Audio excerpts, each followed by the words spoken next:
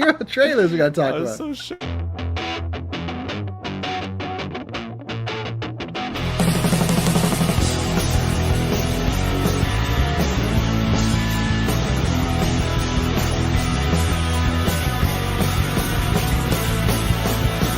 Get out the face!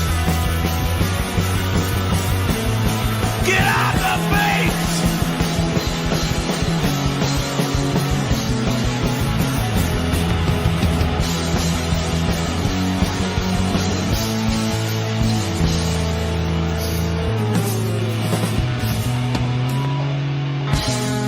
Hans, get off the beach!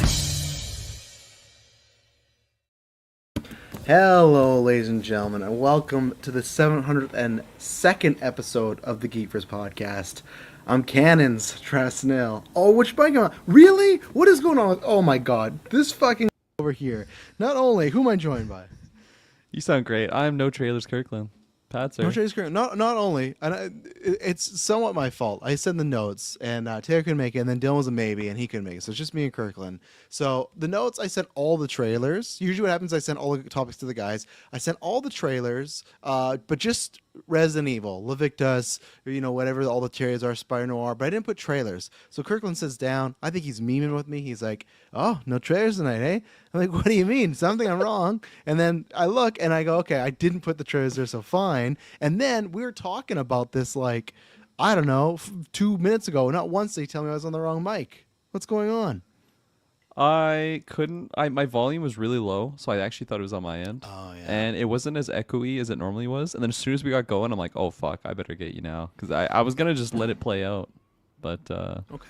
yeah, Well, I'm glad I corrected you. what we're going to do for the opening is everyone's watching live. You can throw me any questions for about 8 to 10 minutes. Kirkland's be on the side watching trailers over here, and I'm going to tell you why our cannons are bigger than any other cannons on the podcasting land out there. All right.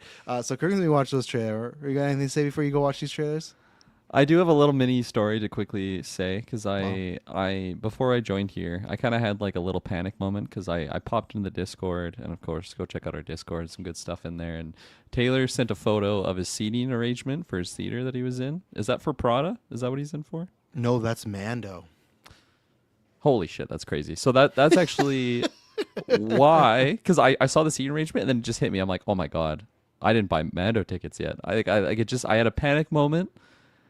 No panic. No need for panic at all. No. There's so many seats available. It is insane. We're like less than a month away Yep. from this movie, and there's still so many like prime seating in like the best screen on the west side here. So it's just It's pretty yeah, sad. It's a different time for Star Wars. It's but pretty sad. That's all I'll that, say. so. Okay, Kirkland's gonna be over there. So, yeah. So we'll, like I said, anything you want to hit me live, do that. We're gonna kill some time tonight. We're talking about Avengers: Secret Wars rumored roster, which is gonna be a lot of fun. I gotta pull up because I forgot some of the members, but that's gonna be fun because a couple scoopers talk about that. So get Kirkland's thoughts on what's going on there. We got the Resident Evil trailer to break down. That's gonna be a full breakdown where we pause it because I got some things to say. But then we were talking about Spider-Man Noir. We're talking. We're gonna hear. God damn it. We're going to hear Kirkland's thoughts on Clayface and Evil Dead Burn. We're going to be talking about a Battlefield movie. We're going to be talking about, oh God, what else? Maybe what we've been watching. We'll see how long this takes. Let me get all the notes here. I'm unprepared now. I was just going to go into talk to Kirkland, but he threw me to the wolves here, and here I am. But I hope everyone is doing well.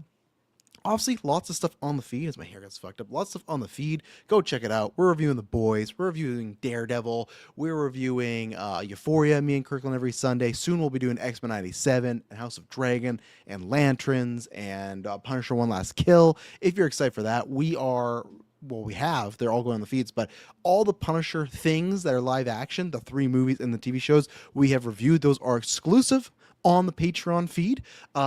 There's a bevy of tiers and a bevy of benefits you can get on the Patreon tier. Phase 2 to 4 all has exclusive episodes. They also have behind the scenes footage. They have, well, sometimes behind the scenes footage, but behind the scenes stuff, polls. You get to join After 9, which is our call-in show. And we got exclusive reviews up there. We got exclusive commentary tracks up there. We got the flashback episode where we talk about things of GV past. We listen to old episode. We got Bread and Butter, which is an evergreen show. Tons of stuff up there. Like I said, phase 2 to 4, you all got exclusive episodes, varying degrees. But phase 4 is where you want to be if you want everything, because that's over 51 I got to do the full count, but over 51. I'm just to say over 50, maybe soon to be 60 exclusive episodes on that tier. It's a good tier to be on. You get to also pick a movie, just like April's doing. We're reviewing Only Lovers Left Alive next month, so that's going to be a good time. And yeah, lots of stuff on the feed, so we'd very much appreciate that. Soon this week we'll do the flashback episode, so this weekend you'll get it. That's for phase 3 and up, where we are listening to bits and pieces of episode 4, which is a classic story of many things, but Taylor having some run-ins, maybe his father more so having some runs at the Dutch, and Taylor also getting kicked at McDonald's. Some legendary stories that we got lots of new details on, folks. It's not just the old stories. Taylor has even photograph proof this time, so there's some good stuff going on there. And then for patrons, you'll be getting early, because all the episodes that we do on the main feed, if you go to Patreon, you get them early. You can get them ad-free. So you don't got to worry about any ads whatsoever. My interview with the Vampire Season 1 retrospective will be going early as well. I recorded that today, and then we're recording Season 2 soon. So there's just tons of stuff up there. And then even then, this month, we're going to be continuing Resident Evil. We're talking about movie trailer today. We're reviewing all the animated live-action movies. Because of that, we are starting our Pirates of the Caribbean retrospective that all of you picked. So look out for that you unlocked on GV Day, and maybe there'll be some announcements soon about that particular day. And then, yeah, just tons of stuff. I'm trying to think if there's anything. Mortal Kombat's next week. We did a commentary track for the first movie. We did commentary tracks for the 90s movie that are exclusive on Patreon. Lots of stuff there. Like I said, we understand on Patreon that it is people are shelling out their own money, right? It's easy, which we appreciate everybody that subscribes, downloads, watches. We love you all. But Patreon, you're doing a little extra. You're skipping a coffee, skipping a McDonald's, skipping a Subway, whatever. We appreciate that. So we try to give you the best bang for your buck when you're doing that. Yeah, last week me and the Gimmick Boys did a gimmick stream as well for GM mode. That's a very close stream right now. And then, yeah, the next little bit, it's going to be newscasts, and then Mortal Kombat, Mandalorian, Scary Movie, Toy Story, lots of good stuff happening. So I've killed 7 minutes, and Kirkland's still just sitting there locked in watching his trailer. So what else are we talking about? Oh, we're talking about Dexter Season 2 stuff. We're talking about DJANGO and ZORRO. I guess that movie's happening. We're talking about the rumored Nintendo slate. So yeah, there's a lot of good topics. A lot of good, I think, more mini ones, but I think it's going to be a nice, fun, full show. And yeah, I hope everyone's doing well. Crazy world today, crazy stories out there. What I wanted to bring up, though, I was going to bring those for, I still want to wait for Kirkland, because I got to see his reaction to this, because I just saw some ad to what The Rock was doing. Kirkland, watch your trailers. Don't look over here. I see him smiling over there. Watch your trailers. Watch your trailers. Rock was doing some ad for some project, and man, I don't know what's going on there, but yeah, hope everyone's doing well. Travis told you this week I talked about James Gunn and Michael Box Office, and yeah. Lots of good stuff. Lots of good stuff happening on GV feeds. What else? What can I talk about randomly? Again, chat, throw me a lifeline. That's always happens, right? When you need a lifeline, chat's not there. The weeks that we have nothing, no questions. The week we're loaded with topics, loaded with questions. So that's what happens. But my life is going good. You know, what am I got going on this weekend? I think for once, I guess me and Kirkland still got Euphoria on Sunday, but finally there's nothing going on Saturday. I've enjoyed, recording the Patreon stuff and the After 9 stuff, but life is very busy because the kids got all their activities going on. They got soccer and dance and kung fu and Girl Guides. It's nonstop. I'm very excited for summer coming up. I'm very excited to have a little more free time. I like them doing their events, of course, and their activities, so don't want to take that away. Love doing what they're doing. I guess I should also shout out the Patreon producers. Shout out to Aaron Brain, April Darkness, Jack Grant, Superbad Mike, God Loves Me 69, or A.K. Normarie Fias, Hidalgo, Haya, Lenny Kravitz, Cocktail Clay, John with No H, Sam Green, and John M. That's what I could mini complain about is I threw my arm there. It hurt. I didn't work out today because I've been doing double dipping lately. I've been working out, and then the same night when me and Taylor go to the gym, I'm doing workouts again. So I think this week I went a little too hard. The right shoulder's feeling it. But this bastard, Taylor Field, just let me tell you what I have to deal with when I go to the gym with him. Okay, usually we try to go after a cast, because at least for me I prefer that, because that's usually when Emily's doing her own thing or asleep, so I'm not missing out on hanging out with her, right?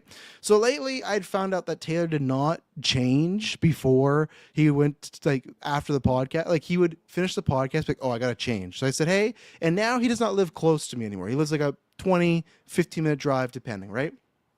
So hey, I'm like, can you cut down some of that time and just change before and do that. Because like I have a bedtime at 12:30. I like trying to get to bed at 12:30. I usually only sleep 5.5 to 6 hours, so that's the sweet spot. Because if I go to bed too early, then I'm up early, and it's just a thing, right? Maybe one day when the twins are back to, or they're sleeping like a regular children, then great. But with Taylor, I said, okay, you do that. And then last night was the boys, and he had to upload the boys. So I told him, hey, we'll go to the gym. You upload, and this is a great time because lots of times the doubles and we can't go. So it's like, okay, we're gonna go to the gym. We're gonna start the podcast at 8, be done at 9, be at the gym at 9:30. That's great, perfect. That's a reasonable time, right? Because I get home, shower, and I'm always up after the gym too. I stay awake. So this happens. I say, oh, you can upload the boys. So I'm sitting there waiting. I'm already outside because he's like, oh, I'm going to come get you. Or like, I'm going to come right after. I'm outside waiting. I do my jogs. I do my jumping jacks. And I get a notification that the boys episode's been uploaded to the Patreon. And I go, okay, what's going on? Because I told this fucker to upload it after the gym. So I ask him, like, hey, what's going on? Why are you uploading the episode? Oh, no, I got to do it now. I'm like, well, no, like, how you pick me up and then we go to the gym, you do it after. Oh, no, I'll be asleep after the gym. So this fucking guy, and he's going to be up. He's lying. There's times where he stays up. He's watching me have him shake. This fucking guy is delaying me. So then it's like, okay, it takes to 10. And then finally at 10, okay, I'm leaving. Don't get to the gym till 10:30. It made no difference. We had a one cast with just the two of us. I thought, okay, easily early gym night. No difference whatsoever. And this fucking guy, good for him. He gets to sleep in. But now I've decided that those nights I'm going to be uploading the cast because I can't trust the man, I cannot trust the man. So, oh man, what else is going on here in the world? It's tough for me to keep going because I see Kirkland. He's looking over. That doesn't help me. It doesn't help me if I know he's done or not.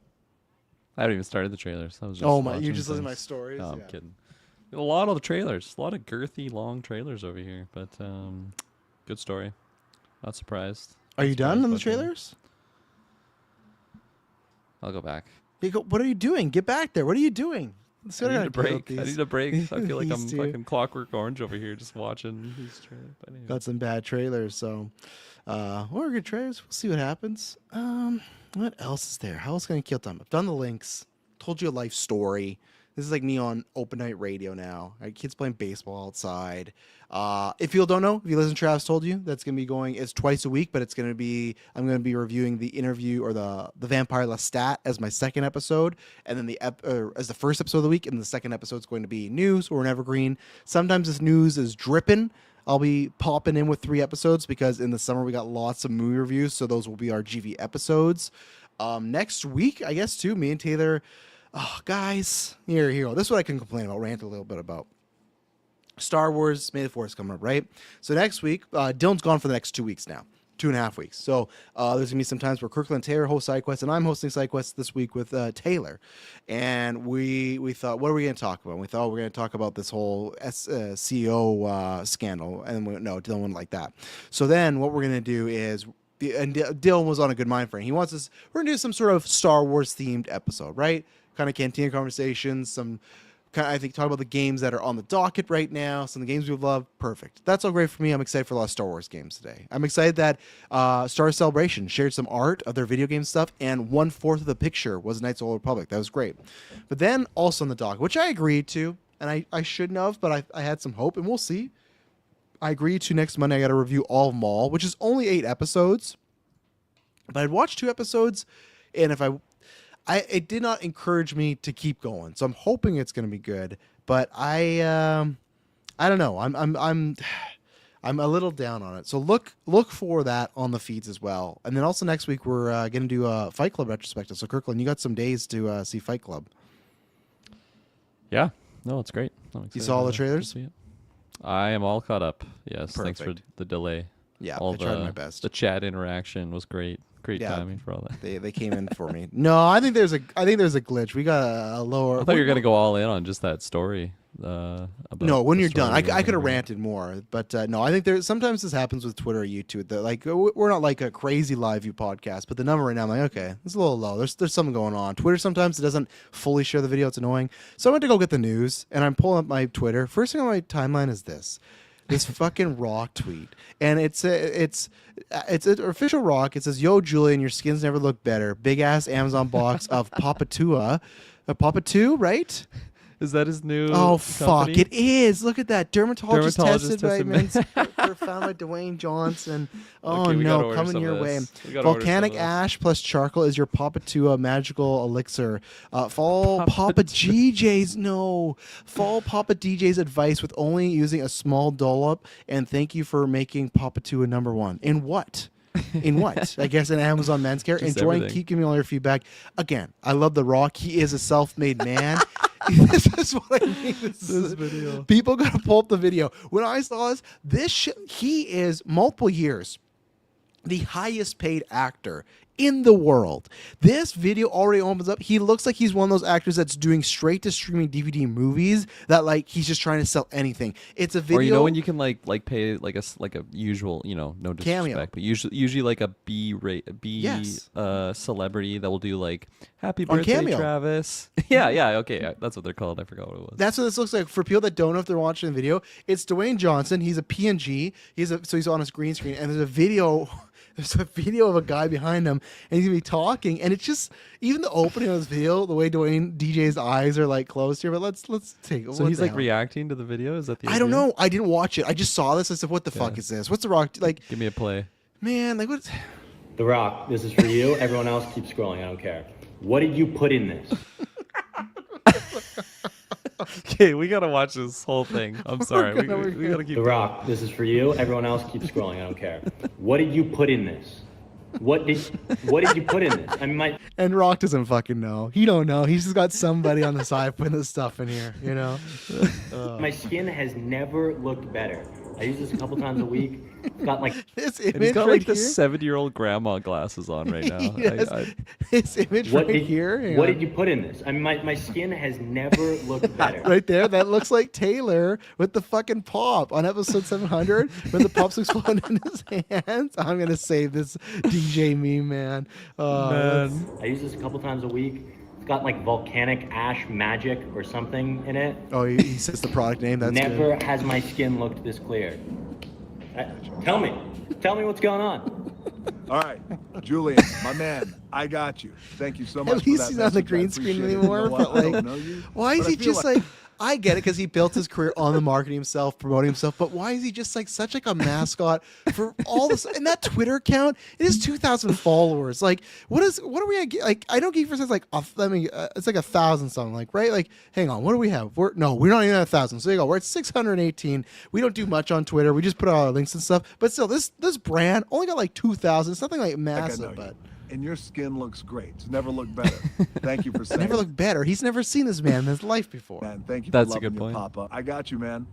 You Loving asked your what was Papa. in here. The exfoliating facial scrub from Papa Tui. This is one of my favorite Papa products. Tui. I'm not just saying that because I'm a little biased. It's true. Oh, a you little, felt yeah. the effects of it. Oh, that's I feel why the you're saying effects of that. this too as well. For you and all my dudes I mean, he's out got there great who are skin. using I'll this, give him who are that loving much, this, but I by don't the think way. it's one because of of our Papa top Tui. selling product. You asked No. what was in here. What is the volcanic ash magic that is in He's like, it's the remnants of my old ancestors. We just cooked them all up and threw them in this thing. here? Well, I'm not going to give you all the secrets, but I will tell you. Straight the mana. that, Straight went from the with mana. volcanic ash. This secret. This who are loving this, by the way. It's one of our top selling products. You asked what was in here. What is the volcanic ash magic that is in here? Well, I'm not going to give you all the secrets, but I will tell you. Rock every day just pumping a load into some bottle and they mass produce it. I'm not gonna give you all the secrets, but A you little know. Papa Tui in there. Yeah, a little That, puff to it you. went with volcanic ash mixed with charcoal because it's a great exfoliator for your face. And I know that How are the they directions harvesting back this here volcanic ash? say to Just use off it of 2 Hawaii, I to 3 guess? times a week. Brother, I use it every day. Brother. But here's the secret. Oh. When you use it every day, because it is a strong exfoliator, we are working out, we're sweating, we're doing the whole thing. So at the end of the day, I'm still using this every day. But here's the thing. Magical Wait a elixir- second. I thought he said he uses it to. What the fuck? Hang on. Listen to this. He just. He just Contradicted contradicts us. himself? Yeah, exfoliator listen. for your face. And I know that the directions back here say to use Oh, it the 2 to 3 directions. times a Okay. week. Brother, So- I use it every day. Okay, so it's the direction it's at. He's just saying that so he can sell more bottles, right? So you go through it, but Here's Like the- actually, and I'm actually Magical- pretty sure I'm not like a skin expertise, nor is DJ here. But no, he has no idea. They just when give- it's like he's like a sitting- heavy exfoliator, you're not supposed to use that every day because it like No. it's like a scrub and it just rips your face apart. So yeah, do not listen to this man. He's sitting in his yard and they hand him a product and they say, talk about this. And he records a video. He passes his agent and then they hand him another product. Like, talk about this. He just goes through like a string of them. He just reacts like 100%. different videos, different Elixir. products. I take our hydrating facial cleanser from Papa Tui. A little bit of squeeze, probably. Oh, that we're gonna much. watch The Rock put it Now, on. The key with the, The key, here we go. exfoliating facial scrub is Why Double is, loads. why is The That's Rock it. doing it? No That's more not than just a that. dollop, by the way. because a little, as you will see, goes What's up he doing very, with this? very He's long. not gonna put it on his face. He's wearing glasses right now. Like, what is happening? Imagine if it just fucking burned him. he's looking like Clayface. He's like, oh! He's way. gonna put it on his So cheeks, I I do bet. use it every day, and it goes a long way. Or is he Don't not even? put a whole He's not gonna bunch use his on. own product? And in terms of the, He's I'm gonna not pause this fucking video and be using like, get this Yeah. fucking shit off me. It's burning my hands. ingredients we got in here, we have peptides, we have hyaluronic acid, we have. Oh, he forgot. niacinamide, Did you see that? They had to cut. Did you and see that? Yeah. Put a whole bunch on. Not one take. And in terms of the They replaced it with a ingredients different we got in cream here, we in have between the peptides, we have cuts. hyaluronic acid, we have niacinamide, and being the founder of Papa Tui, it's Oh, yeah? important to me Yeah, to yeah, of make course, sure yeah. that we're delivering products that Like, he literally are just high put it in his quality hands. and That's all he delivering did. products also That's what he that does you can trust. every day. So a thank week. you, do man. this every I got a day. ton of Papa Tui shit coming your way, a big ass box. And I want to thank you, and I want to thank everybody out there for making Papa Tui the #1 men's skincare brand out there, and it's a beautiful. that a I've true never heard of statement? this. A lot of I've pride in never that. heard of this before right now. So I guarantee you that there's no way it's the #1 brand. That's the biggest bullshit. Papa Tui, it's important to me to make sure that you can trust. So thank you, man. I got a ton of Papa Tui shit coming your way, a big ass box. It's I so can't believe he I just wanna put it thank into his you, and I wanna hands. thank everybody out He there for just making rubbed Papa his Tui the #1 men's skincare brand. Like, he out doesn't- there, he and it's doesn't a believe that. beautiful Look at his thing. soul. Be the #1 That's men's not a- skincare he does- he's not brand out there. selling. Be the #1 men's skincare brand out there, and it's a beautiful thing. We take a lot of pride in that, and we got a lot more work to do. Like, how do you you even? guys, the consumers, this you're charts? my boss. So I appreciate you, yeah. man. Keep enjoying your Papa, and enjoy the big box you got coming, Julian. And Oh. and thank you, man, for the video. He doesn't even He put it on his actually face. doesn't even put it on his face. That's- No, you're just walking around all day shaking DJ's hand and just dripping Papa 2 off. It's just like, what the fuck, Dwayne? What's going on? Again, I love The Rock. Holy I always love The Rock. Just when he's doing this stuff, he's a meme machine. But like, even then, like, is there a way like Amazon men's skincare? Like, is there like a way to see the like when I put it, the Papa 2 is not popping up. Like, let's see here, gifts for men. Okay. It's like Google lab what's the number series. Yeah, I guess. Yeah, really. Are you doing that? You're googling what the number Yeah. one is? Okay, perfect. Yeah, because like, how do you? I guess there is a way to track that, but like, I just don't. Because even then, he just said in the tweet, it's #1 of what? Like, and I guess of that, that's what it is, right? Of whatever. So I mean, without digging deep, with a little bit of Google AI help here, apparently Jack Black is widely considered as the #1 men's skincare brand in the U.S., which I've oh never heard of no, before. Rock's pissed. And gonna then bring best up for on personalized Jumanji. care, geology, best natural brand, Brickle, best premium luxury, Kiehl's, top value, Bulldog skincare. No Papa 2 in Nowhere there. does it say Papa Tui anywhere. It's #1. That's funny. Oh, Forbes magazine. Here you go. Oh, this is old. This is 2021. Never mind. That's what he's pulling his stats from. He's like in 2021 when it just started Papa Tui. Again, it's more so just I'm sorry, Here everyone we go, just 2026. okay. Yeah, Papa Tui's nowhere. My favorite part of this video is still the opening of this video with this guy talking to him, and he's just like, and he knows this video's coming. Just The Rock, this is for you. Everyone else keep scrolling. I don't care. What did you He's put in this? reacting like it's his first time fucking seeing this video. Yeah. yeah, unless I was right, and it is this. They sit him in a chair, and for hours he's just watching stuff, seeing stuff. I Hey, believe that. Rock, send us some Papatui. You know, like we'll become believers. So. Okay, let's get into this. Sorry, folks, took a little time there.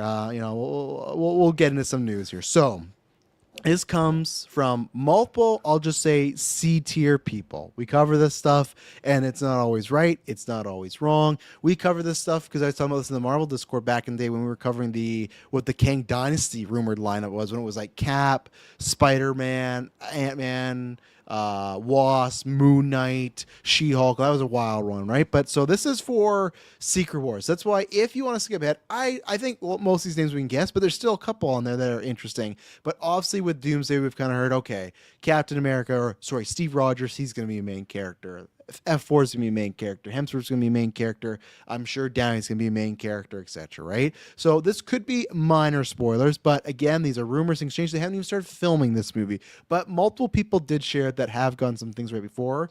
So Kirkland, I'm going to hit you with some names on here. Do you want the most surprising or the most obvious first? Obvious first. Okay, so who do you Build up think? to the surprise. I was going to ask, who do you think? And again, the surprising, I'm not going to say they're like amazing characters. I think they're like very surprising. But who do you think is the most obvious person right now that would be in Secret Wars? And these are not. Sorry, I'll reframe. So not who's be not already? in.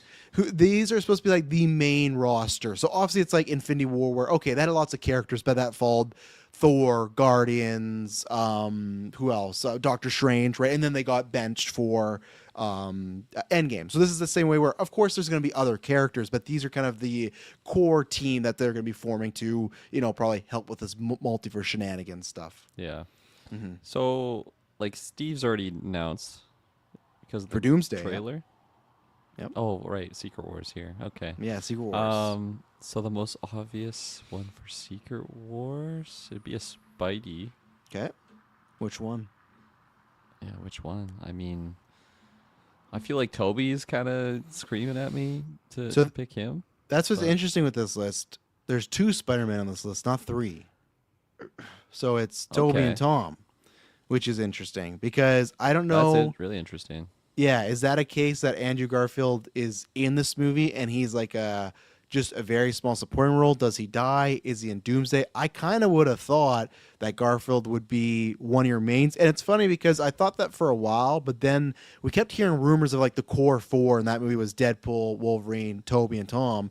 So I'm like, where's Andrew? And I don't think he's not going to be in this, but I'm wondering if his role is going to be smaller than we kind of thought. But I hope that's not true. I hope it's Yeah. No Way Home meaty, I absolutely. I really love Andrew Garfield's Spider-Man pretty much because of No Way Home, and then that forced me to go back and rewatch Amazing Spider-Man, which aren't great movies, but he's fantastic in it, Yes. especially paired with Emma in there. But hearing this, like, yeah, I think for sure he's in there no matter what. Like, if they have the 2, why would they not bring him in there? Part of me though is like, man, maybe this means that he's like actually going to be getting like a side project or something, like all like just for him and his Spider-Man, his adventures. I feel like that's kind of. Or what if they're just killing him off? What if he's like an early? That's very hard kill, possible. Also true. Because like thinking about what Spider-Man death would be like the most heartbreaking to see on screen amongst those 3, I feel like.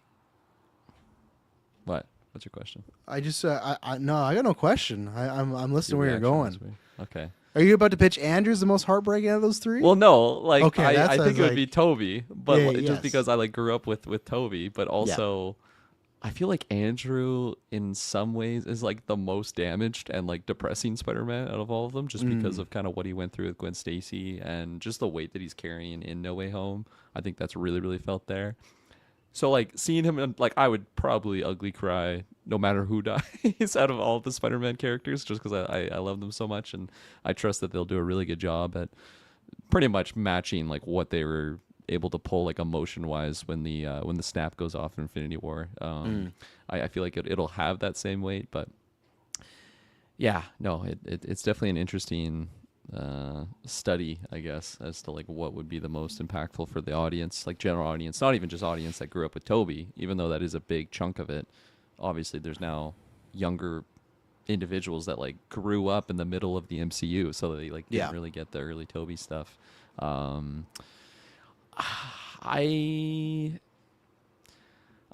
don't think it like really bugs me that much, just because I don't think it would be like, it's hard for me to swallow that pill that like, oh yeah, Andrew's just really not in this, and they just kill him off like easily. Like I feel like it would still be a really like, I don't know, impactful type situation. And yeah, I don't know what it is. It's fishy for sure. Asterisks kind of around it all. Yes. Which for some reason I don't want to just scream. I don't want to. What's it called? Cry wolf. There you go. Yeah. That's the term. Which again, there's some characters on this roster that might even make it with having no Andrew, and then being on this roster might make people question the validity of this. But that's why we talk about this. Next, Deadpool, Wolverine. Those are some too obvious folk. You know, they're in obviously Deadpool, Wolverine, multiverse stuff. They're rumored to be in Doomsday, so you got that going on. This one's not like crazy because she has been announced for the movie, but is Sadie Sink, which I think makes sense if she is playing who we think she's playing. Sounds like she's going to be a main character going forward. That makes sense. And you kind of take her and Tom from Brand New Day, move them over there. So there you go. So those five, what is that? That's, those five to me, that all made sense. And even some of these make sense, but this is when we're starting to get a little crazier. So the next one was Kate Bishop. She's on the list. You got Cassie Lang, who is in Doomsday. So I thought, okay, she's in there, but I guess she'd be a core member here. You got Amon Vellani's Miss Marvel. You have America Chavez from Multiverse of Madness. And then Sounds like a Young Avengers roster that we were pitching like years ago. And then you have Billy and Tommy from So what's interesting, because that's the full roster from the and multiple people share this list. That was Toby, Tom, Hugh, Sadie Sink, and Ryan Reynolds. Those main event people, sure. But then you got Cassie Lang, Kate Bishop, Miss Marvel, America Chavez, Billy, and Tommy. So obviously we've met Billy. We met him in Agatha, and I guess we met them in WandaVision, but still's an adult. And then Tommy's going to be in Vision Quest, which is coming out this year to have some setup stuff. I respect the play if this is true, because if they feel, hey, we want to make these bright young upstart people, even say these things, but these rest of these people that are newer heroes, get some eyes on them, no better way than to put them with the head honchos, right? Like main event players like Toby, Reynolds. So it makes sense to me. I'll be curious about the fallout of it. I feel like with all these characters, for the most part, maybe other than Miss Marvel, we still haven't got enough of them, because obviously Miss Marvel got a movie and her show. A lot of these characters feel so kind of, I don't know, just for percentage of screen time wise, so little. Where at least when Sam got the Shield Endgame, it's like, oh, this makes sense. Like, he's been around for a while, and he's had a couple projects where I don't think they're ever going to make these characters the young Avengers or the Avengers, but I do respect in that way of, hey, we got young actors, new characters, we want to prop them up. My backwards question is also like, I don't know if it works. You know, like, do people, I guess they just got to nail that script and nail these connections, because you want to make people feel that they walk away from this movie maybe saying goodbye to some of these big time characters, but then want to be invested in some of these newer characters, which we've seen from whether it be viewership or box office has not been the case so far, right? With a lot of these people, you know, Cassie Lang, Ant-Man 4, that was a I'll say a disappointment. Marvel's big bomb. Agatha and Hawkeye are hard to judge because they're Disney Plus shows, and I feel like mileage may vary who watches those. Funny enough, America Chavez was in Multiverse of Madness, which was a massive movie, so she's got the leg up. But still, again, they only have one project. So yeah, how would you feel about this kind of mixture of these old school vets and then just the other main characters being young Avengers, which I would not guess. I would have thought a couple. I thought, okay, you'll probably have Miss Marvel there, maybe another, because Amon's great. But if it's all of that, I'm kind of surprised. And that is one thing that maybe makes me go, if we're doing if it was a BS meter, I'm literally like a 50-50 on this as the actual core roster, you know, because that'd be a bold move for them to do. Yeah, it seems very skewed to the young new roster side. I think it's a good idea, like you already said, to just mix them, like throw them in the mix with the just the old boys, the old guard, and like that would be a very easy way to get people like just interested in these characters, as opposed to doing like another Thunderbolts type situation where maybe people are just not that interested in those characters. Like, of course they're new, so that's kind of their origin and like introductory type film if they go that route. But you know, you see Toby on screen and and Hugh and like the other big members. That's where people will be going to see the movie for. And then you get these other characters, and then let the actors and the script and like just the people that make the movie sell these new characters to the new general audience. Because like we know about those characters, but like my parents probably don't, right? No. Like or something like that. So If you showed them a photo of all those new characters and said, "Can you obviously not say sync, but the rest of them," and said just name, not even the actors, just name the character's name, or even then, name me what project this character's from. No chance. No chance. Absolutely. And they're like somewhat on the pulse with these Yeah. types of things. But yeah. So yeah, it is interesting. I feel like in some ways it kind of makes sense of like this is the new Avengers. Like we can't just there's no way. I was gonna say we can't just keep bringing people back, but maybe we can. We'll see how this movie does financially. But yeah, it is intriguing. I'm really interested in kind of seeing just how they all like. Yeah, I don't know. I think there's a lot of reasons why I'm curious around this. I'm curious what Tommy, Billy, who have we met already? Who's in Vision Quest? We met Billy, right? I think so. Or no, Yeah. Tommy's in Vision Quest. Tommy's the speedster. Tommy. So yeah, we haven't met him yet. We'll meet him this year. Right, Wiccan is the other one. Right? Yeah, Billy. This is Billy. Billy the puppet. Not that Billy. Yeah, kind of killed my train of thought on that. But I'm still interested in kind of seeing just what the reception is to that, because that is a big handful of characters. I would have assumed. Like, I'm not really surprised about Kate Bishop because she's fantastic, and I feel like everybody really loved her. Obviously, she hasn't been in much. Two projects, Hawkeye and the end credit Miss Marvels that nobody saw. It feels like more, and I feel like that just goes to show like how good Haley Steinfeld is with that character and how well they did with that character. Yeah, so I would have expected maybe like her and Amon, America Chavez. Yeah, but I also just kind of forgot about the Maximoff twins just because it's been like we haven't seen both of them. It's been a minute, fully grown. 2022 since 21 since WandaVision, and 22 since Multiverse of Madness. So When was Agatha again? maybe 2 years ago now, I think. Okay. I think, right? It didn't feel like it was last year. Yeah, I think it was October of Yeah. 2024. So Okay. I will say for this, if this roster was true, what they can't do is there's no, and to me, and that's someone being, no, they can do it. They'll find a way. Sure. But what they can't do is if they divide these teams of like an old class, new class screen time. Because I think if you do like there's, and don't get me wrong, I'm happy because like I like a lot of those new class characters. But I think if you do that, I could see a lot of people using that as their like bathroom break or popcorn. I think you need to like. I think they would really have to do like mixing up. Like if they do Yes. that, kind of do what they do in Endgame, where they're kind of going on teams, Yes. like Amon and Hugh or something. Like like mix like the young with the old, and that would be another interesting just mix up on who they choose to do with that. Because I was gonna say, there let could me be bring it some up. Let's wild do that. combos. Like who's going with Toby? That's what I'm saying. Let's say, because it's tough though, and this is where it's. This is where it gets interesting for me, because Is it the same actor that did Quantumania? Why does she look so different there? She looks like she's right out of from her- Rivendell or something. That's from her from Quantumania. Okay. Because that's the tough thing, and I wonder if people get mad. Shot of Toby. I just saw his face.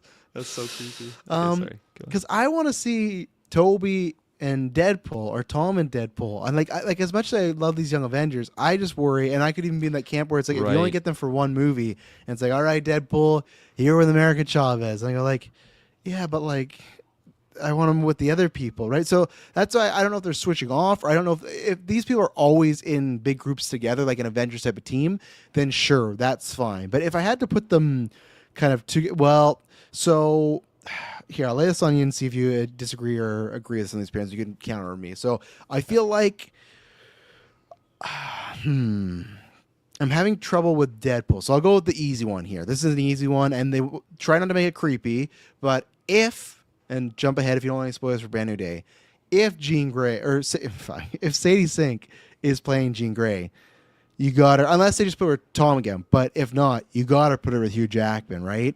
Who now is seeing a younger... Now, the weird thing is Jean Grey's always younger because he's like hundreds of years old and she's like a 30-year-old and he's like, this is fine, I'll bang her.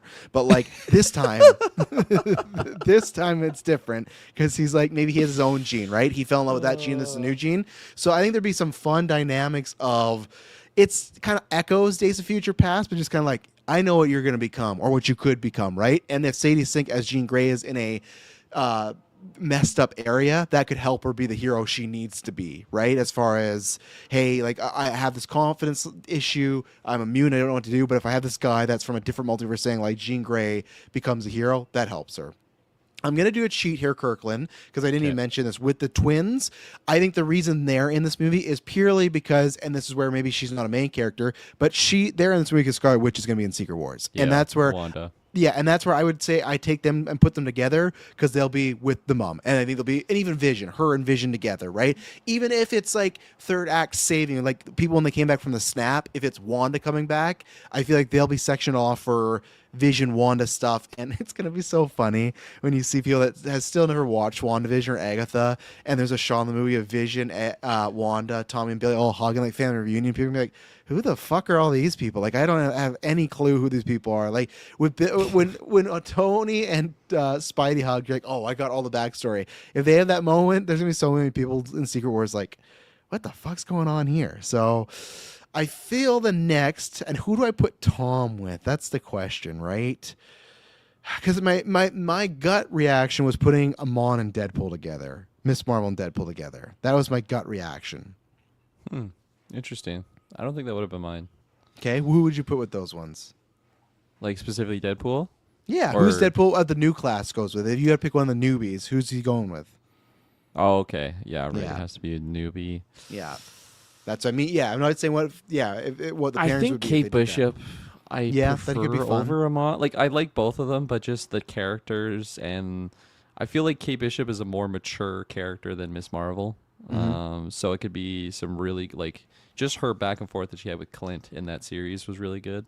But like up the ante with Deadpool, I think that could be even better. I mean, Deadpool could kind of riff off anyone. My heart of heart picks is like still Deadpool and Tom, but that doesn't really answer your Yes. question of mixing Which I the guess old with the new. technically that they could do, right? Because I feel like we feel Reynolds is still sticking around, even if it's team up stuff. Tom's sticking around, so it's not like that's off the table. We might not ever. Yeah. It's where there are a couple of these like Toby, he could die in this, and maybe it's like okay, that's done. So my next parent, so Amon, I'm not really sure. Then I think for my pairings, then I would have like a 3-way. People didn't mind I got her, but of Chavez, Peter, because I took the twins off, I got an uneven kind of number here. I do a 3-way of Miss Marvel, Chavez, and Peter Parker, played by Tom Holland, because they're from the same universe and they're young. They could be going to the same schools, colleges, so you kind of build up that sort of friendship. And then I would go with Toby and Cassie, because maybe, I don't know if this is going to be a thing, but maybe they set up that Toby has a daughter in his world, and maybe there's some reminders of that. There's some parental sort of thing. And who knows? Maybe that's not. Maybe they're all together. Maybe that's it. But if we had to put them together, those would be my pairings there. So, Yeah, that one would be believable. It's still, I don't know, for whatever reason, it just doesn't feel as golden of like, man, that has to happen to me. No, when I think not at of all. a pairing like that. no. It is an interesting, like, just balancing here of what we would do with the teams. I think the best case scenario is to not just make it simple and do like teams of 2, 1 and 1. Like, Yes. you kind of have a couple. Because they did that like, in Endgame, right? Like in Infinity War, they were the team split up, but in Endgame they did split up, but they kept coming back together, right? So maybe if you do that, where Yeah. remember they go through time, but the end battle they're all back together, or the beginning when they're doing the equations. I think maybe that's where the money is, where they're at Avengers Tower or they're at Peter's house and they're all together. They split off some teams and then come back. I think that's the smart money instead of like Yeah. Infinity War where they're split up for the entire time. Because that could get, like I said, there could be a storyline where maybe people are like, oh, Toby's just with Cassie Lang, like that's all we got for this, right? And people could be disappointed. Definitely. No, absolutely. Yeah, Young Avengers, not Young Avengers anymore. Better named as champions. They had to be champions. Fucking Haley Steinfeld just had a child. She's no. I'm not saying you can't have children when you're young, but it's like she's a mother now. You can't be the young, like the Young Avengers was the plucky, like what's going on, guys? That's not Haley Steinfeld anymore. So She's yeah, my age. go with She's 30 champions. this year. Yeah, Shouts out to her. shouts out to her. So there you go. We'll see what happens in the future. We're gonna take our first ad break, and we'll be right back. And we're back. I did all plugs at the beginning, so we're good to go. Kirkland, can you do me a favor and bring up the what are you laughing about? I was just, nothing. You laughing about you didn't watch all those That. trailers? Can you bring up the Resident Evil trailer? I'm not doing a Man, breakdown for so- all these trailers, but Resident Evil I want to do a pause by pause. Oh, what does Kirkland now have to do? What does Building he? upon that story. What 'Cause does I he was have saying how- excuses? I couldn't find it. For what? For what? The Resident Evil. I was saying you didn't watch or something like that. Well, no, because what happened was, as I was saying earlier, I Mm-hmm. realized I didn't get fucking Mando tickets yet, so I quickly went over to Landmark, and on there it's like Clayface teaser trailer. I'm like, why the fuck Oh. aren't we talking about this? This is so strange. Like maybe the boys covered in a previous cast or something. I didn't like even think to look at the date or any of that, and then of course I just didn't put two and two together with the notes. So Did I you watched watch? the Clayface teaser, yeah, Good, like good. before the cast. Okay, good. No, because that I was the talked about one it on I was TTY, prepared but for. I was doing a news catch up when this was originally everybody. But I still want to hear your thoughts on it. So, but yeah.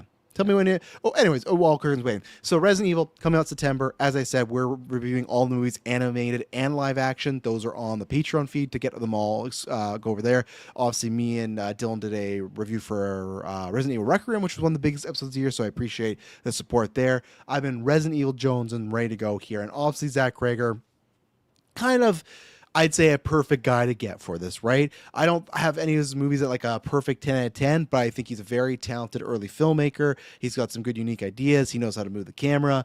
He has some unique ideas. He's got a good balance of comedy and horror. It's one of those where you saw that, it's like, great. And then, obviously, lots of people were getting a little worried because they go, okay, well, we're not adapting any of the games, which, at the same time, have any of those movies that aren't the anime movies even adapted the games or anime movies? No, but I think people are hoping, like, hey, there's all this big history of characters, right? Like Leon Kennedy, who's huge again right now. And he said, well, no, I don't want to do that. I don't want to do the story. There is some rumors that they can't even adapt some of that stuff because of contracts. But even then he said, which I believe, I don't think it's that. I think Krager is telling the truth. And he goes, I want to tell a story in the world that's already been done in the games. Let's do something else, right? So that, I think, kind of got people a little worried, and even myself, because we've seen so many adaptions lately, or at least the past couple of years, 5 years even, of games that are just in title, right? Or even, I talked about this last week, but the guy, Noah Hawley, talking about Far Cry, and be like, well, people skip the cutscenes and just play the story, which I learned in Far Cry, you can't even skip the cutscenes, so there you go. So, but there's a lot of people, or people saying Mass Effect, oh, they're adapting to be less gamer, right? So there's, I think, a lot of...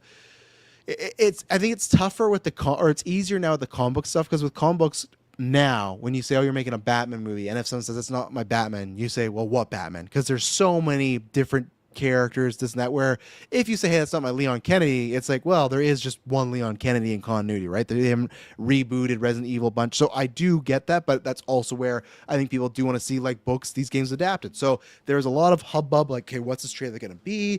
And also we got Austin Abrams in there, who's a Geek First favorite. We loved him in Euphoria. I'm excited to see where his career goes. We get this trailer. Kirkland, all I can say is, I know people, and even people are going to bitch, right? Because, of course, Zach Krager said today, well, he's like, well, in my mind, or I don't know if he said in my mind or legitimately, he said that this takes place during Resident Evil 2. Well, that's in the 90s. You got Austin Abrams with an iPhone. It's snowing. In Resident Evil 2, it's not snowing. I think he just meant in the sense of Resident Evil 2 is when you're in the town and the invasion breaks, and that's when you meet Leon, and he's like at the police station doing all this stuff. I think he just meant that it's kind of like in an adjacent world, in an updated thing. I think people are sometimes taking this stuff too literal, because for me, and he talked about some shots and everything, and we'll do some pause as well. To me, if I'm for what I like about Resident Evil, and it's not adapting a story per se, but it's like, hey, this is, if I guess here's the easiest way. If this was a trailer for a video game and it was Resident Evil 10, 11, 12, whatever, subcolon, I go, oh, this looks like this could be a great Resident Evil game. And that's to me all that matters, because now this is a movie. And that's the same energy that I loved this trailer. I thought it was great. I thought it had the vibe of Resident Evil, and it's the type of Resident Evil that I like, where you're going place to place and it's like one fucked up scenario after another. I love the two vibes. like I said, Abrams is going to be great, but he even talked about that he wants to do there's shots in this movie that are like for first person shooters. There's over the shoulder shots that are like the game. I think to me, taking out, if you say, okay, you can't adapt any story, but you can make a Resident Evil movie set in the game world, this fucking looks like it. Like this, and this is where it's just like people. I talked about this on a Trash Told You a couple weeks ago. It's like when people started complaining about Hugh Jackman's Wolverine costume. It's like for fucking 2 decades, people are like, get him in the costume, get in the costume. And then finally when he gets in the costume, which I think is a pretty good adaptation of the comic for like costume on screen, you know, well, shoulder pads are a little big and all they have the MCU lines. It's like, fucker, like he's got the mask and he's in blue and yellow. Can we be happy? And for me, I've been having fun with the retro with you guys so far, but I think we can all admit that eventually those Resident Evil movies with Mila become their own thing. The animated movies are like kind of this weird in between of game and film, and so far the ones we reviewed are just kind of awkward. We haven't, minor spoilers, I think we all could admit we haven't reviewed one that we thought was great. So I feel like this, and for me this trailer was perfect. I know we will see more. I don't even need to see anything more. I think this is just this has shot up so much for the anticipation, so I think it nailed what I want as far as if I'm just looking for the vibe and the kind of touchstones that Resident Evil as the game has, it has it here. So obviously Resident Evil, and you may have played some a little bit, but I don't think you're like a savant, or you actually think you've never like really dived too much into it, because I know it's on your like scary bucket list sort of thing. I know obviously 7, you got a history of that a little bit. There's some good times. Yeah, you've dabbled there, but so obviously coming from more of a mainstream point of view, but obviously a fan of Zach Krager's work. What do you think about this trailer? And you're shouting out Austin Abrams. Fantastic. First favorite. Yeah. Also was fantastic in Weapons, which was another project by Zach Krager. Right, he killed it in that. Very minor role, but yeah, he fucking stabbed that role with all these gross needles like he did. Yeah, no, it's funny. I have history with Resident Evil. It definitely got like overshadowed by my Mila like movie fandom, just because I was exposed to a lot more of those. I played though like the first Resident Evil on PS1. And like probably never got past like the first mansion like level, like just the first sequence, dogs in the hallway, just like that is like a core deep memory of just like being so scared that like I just run out of my room.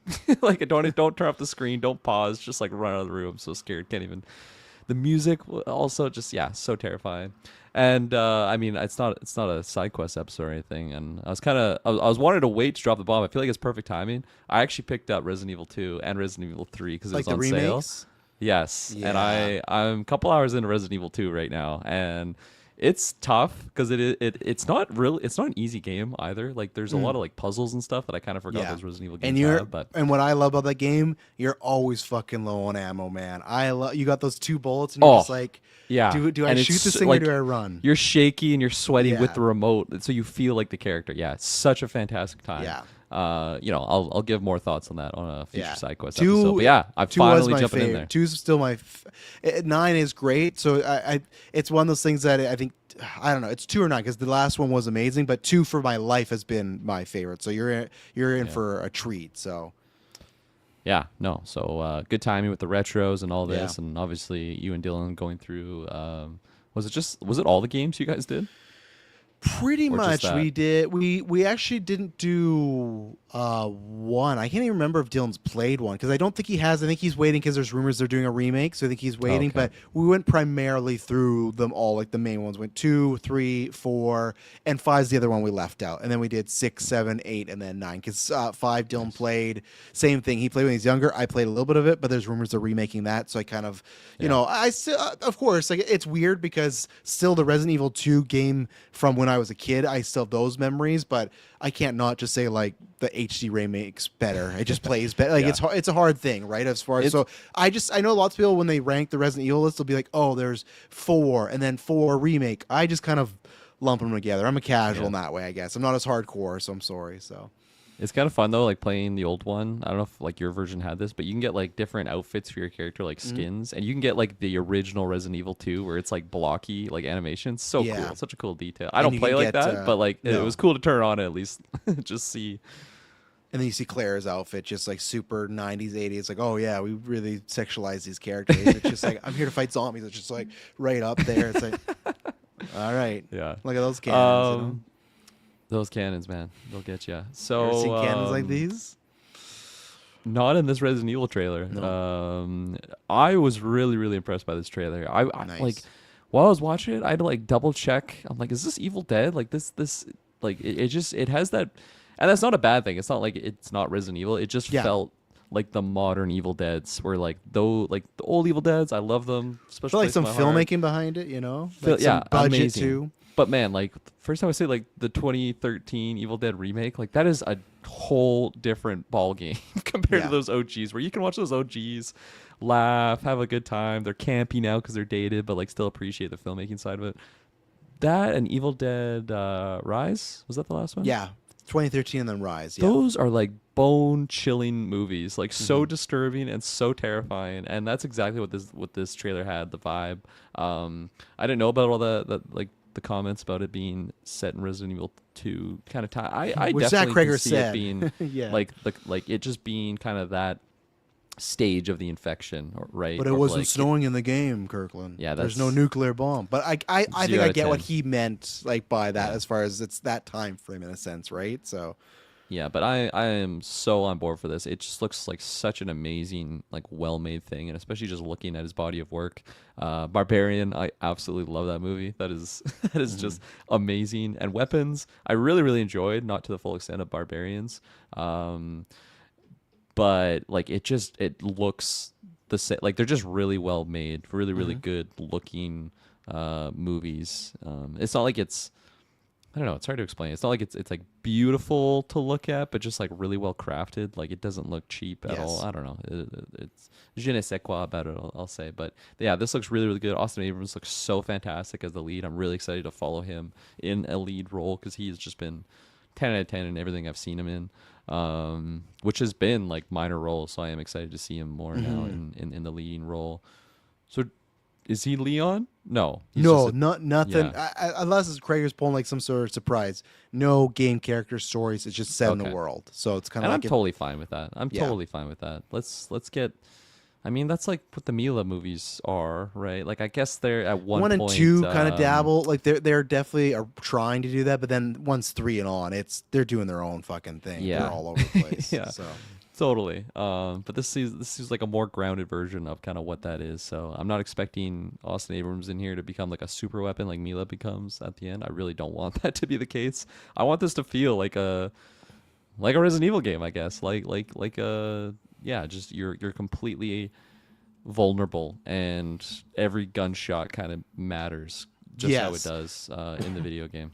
which that looks like this a lot as far as that kind of because he even talked about that too. He did like a breakdown of the IGN trailer. We'll see it. There's time where he opens up a cupboard, nothing's in there. He looks at a shotgun and there's no bullets. And this is what I love. And I don't think it is the way he was talking about it. I don't think it's like DJ that we just talked about where they hand him some facts. He's like, that's one of my favorite things in the game is him being like, or he's saying like looking for the stock, looking for the heal and stuff, you know, like trying to find that. And there's a whole sequence where it's him looking for things like, okay, what can I use to get out there? Right. So that mirrors the game. Kevin Davis says Resident Evil franchise isn't a big moneymaker at the box office. That's where you might be kind of wrong. Like, here's the thing.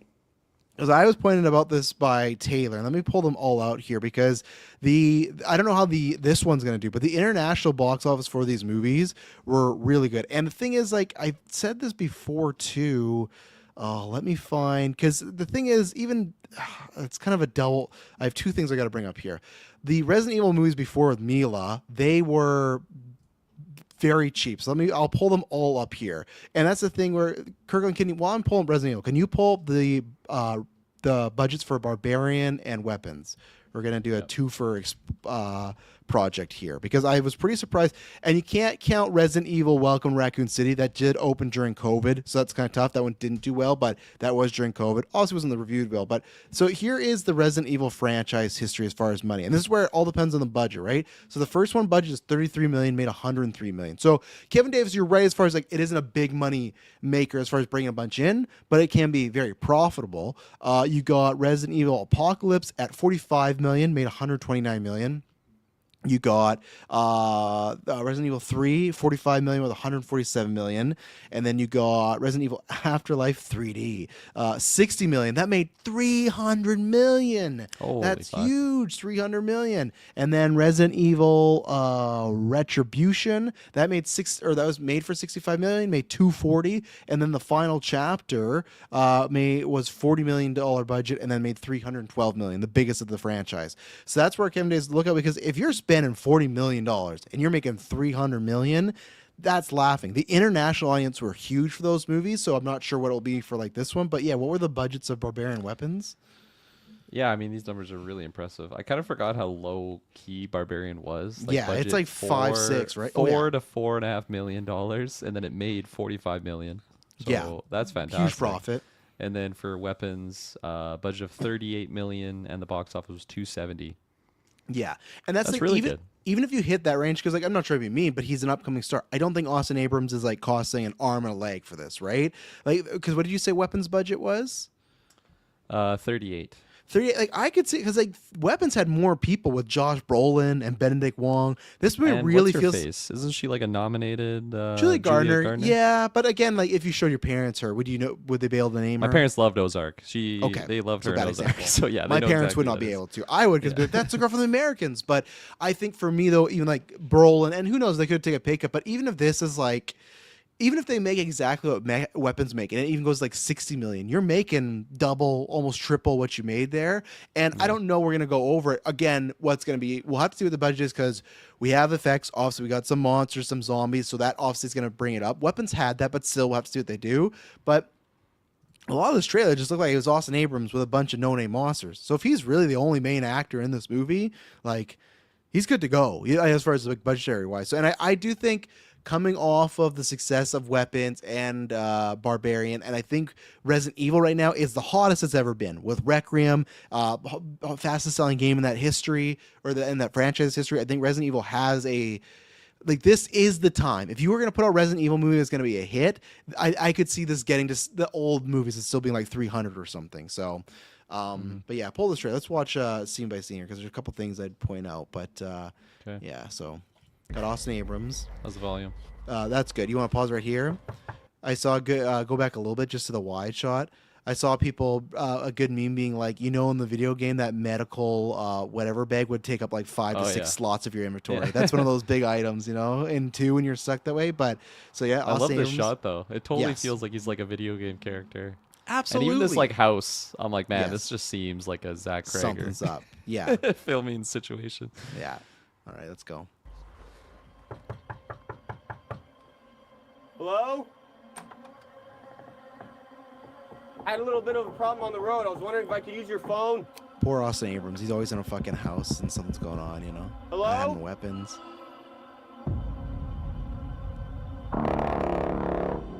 I liked this opening sequence too, of the phone and the credits of Zach Krager.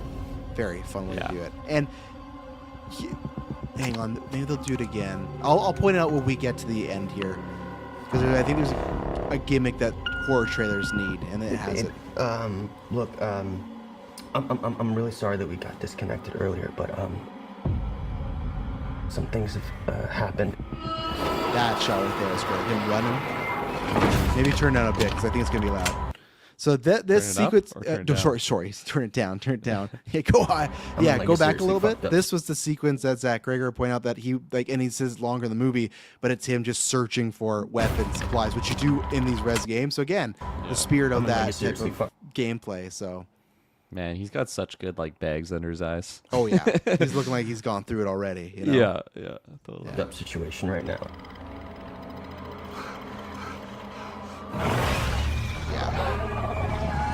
And I think he's a great protagonist because he looks And like he'd be looks there's a capable, chance that we but might not Yep. get to talk also- to each other again. right Yeah, this here. fucking shot, like a fucking the dude. Perfect. Baron. Yeah, right Like there. literally, Stellan Skarsgård down here. It is like my Arrakis, my Dune or whatever. But right there, because 2 things I'll give Zach Krager, maybe 3 things. There's always like a big bad monster. This could be one of them. There's always a bigger type of monster that is like just big of size. But then also, at least in I think 2, 3, yeah, 2 at least for sure with 2.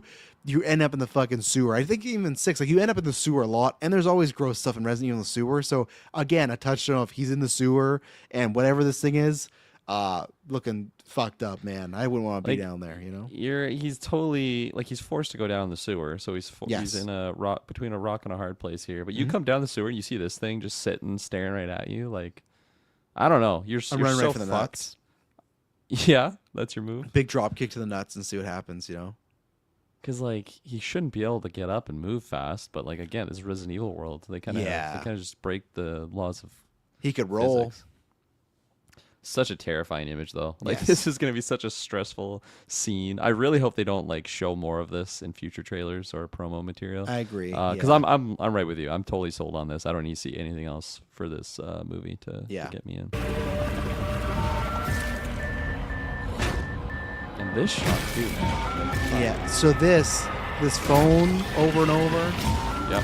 Okay, so go back again now. So, 2 things. That phone, they use it throughout the trailer. I've said this before. Yeah, you can go here. To have a great horror trailer, you need some sort of certain sound, bite, or sting to play over and over, make it memorable. That phone thing is it. That's a good thing. It'll stick with you. But yeah, some people theorize this might be, you know, there's like the I can't remember what they're called, the splitter heads or whatever, the ones that crawl on the walls and everything. Like the long tongue guys. Yeah, people think these might be them kind of before transformation, but there's multiple of them, so I'm not sure if they're forming together. Doesn't really matter to me because in Resident Evil lore, they've had like so many different monsters. I don't really care with the monsters because like, sure, like there's not like this breaks canon because some people be like, I've never seen a Resident Evil game with this type of monster. It's like, I don't know, man. In Resident Evil 8, I fought werewolves, so I'm not really too I'm not too worried about it, you know. This is such a fucking like great shot though. Like I would Yeah. love to be able to recreate a scene like this where it's just like you got like the lights and then just pure darkness in there. Like you don't know what's in the house. It Yeah. can't be good, but it's just such an eerie set. And then quickly you see them just jumping out. It looks like it's the same house at the beginning. I think where so. He goes in. I think so. So I think he just stops at some person's random house, make this call to his girlfriend, and then bad stuff's happening in there. Like, oof. Hopefully found some bullets. This right here, yeah, pause. When he closes the door and then he has to cross over some cement, like that right there. That's a fucking video game level right there. Like that is 100%. Zombies are breaking out. Austin Abrams, the look on his face, just looks like he's going so through good. it, man. He's like perfect for this type of movie. Oh yeah, no, I'm so excited to see. That's another reason why I hope this movie blows up. I think he's very talented, so I think he could give him more stuff. So. I just wanted you to know. Is that Leon in there? Could you imagine? Kill them off on the way. Yeah. No, I don't know what this is going to be. I don't know if this is where he's going to get a gun or a phone or something. I don't know. But it's a car flipped over. So and then something frozen, which, I don't know. Don't get too close. Yeah, it doesn't look too great. No. I don't know what the fuck that is. And then you got zombies falling off the roof. I love you. And again, can you go to when he first makes the call? And hey, not a bad sting for a horror movie, Kirkland. You know, some character trying to get back to the woman he loves. You know, I mean, it's pretty simple, but it's effective. Yeah, it's not like we haven't done anything like that before. You know, so I see him like, you know, I'm feeling good. At one point, okay, go a little further when he's laying against the wall there. It's coming up. Okay, yeah, right there. Right, or no, you had it. You had Just it. gonna let it play. Okay. It's coming. Kirk just wants to see it. Oh, you missed it. No, I'm joking. It's coming up. Pause here. So you can't see it in this one. Maybe when it zooms out more. But to the left, that there's a pot there, and that's a green herb. So like with how you heal yourself. Like the healing. Yeah. So very fun. That's cool. Very fun stuff. They even made like the same design. So yeah, this trailer gave me all the confidence I need. I think I was 60-40 confident, but I do think that Gregor should actually stop talking because I feel like he's underselling himself. I think he's just so worried because I remember a couple months ago he's like, "Oh, the fans are gonna crucify me when they see this movie," and I was like, "Uh-oh, what are you doing, man?" But I think he's just probably what my hope is he's a fan of the material and he's just over worried because he wants to get it right. But if the movie can hit this tone, I think he's got it right. I think we're cooking. Thinking about his comments and then seeing this trailer, I think he's like I think I'm very safe in in what I'm gonna get out of this Yes. trailer, out of this movie, because I think just the idea of it being in Resident Evil 2, he has no like actual characters from the game. There's not like a very, I mean, maybe we go to Raccoon Police Station. I wouldn't. That'd be great if he assume, just especially ran this by it. trailer. Even if he doesn't go in there, if while he's being Yeah. chased, if he just ran by the RPD, that'd be great. You know. And I imagine there's no Mr. X in here. So just those ideas and him also pairing it like, yeah, it's set at Resident Evil 2 time.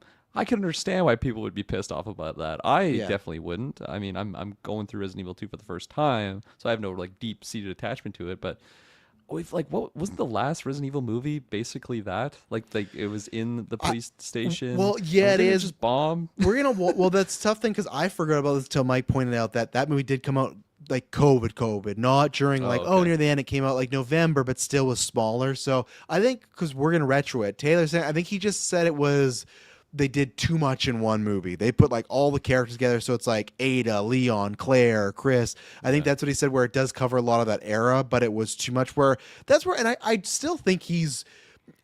I wouldn't say he's wrong, but what I would push against him is the same way I do with all books and stuff.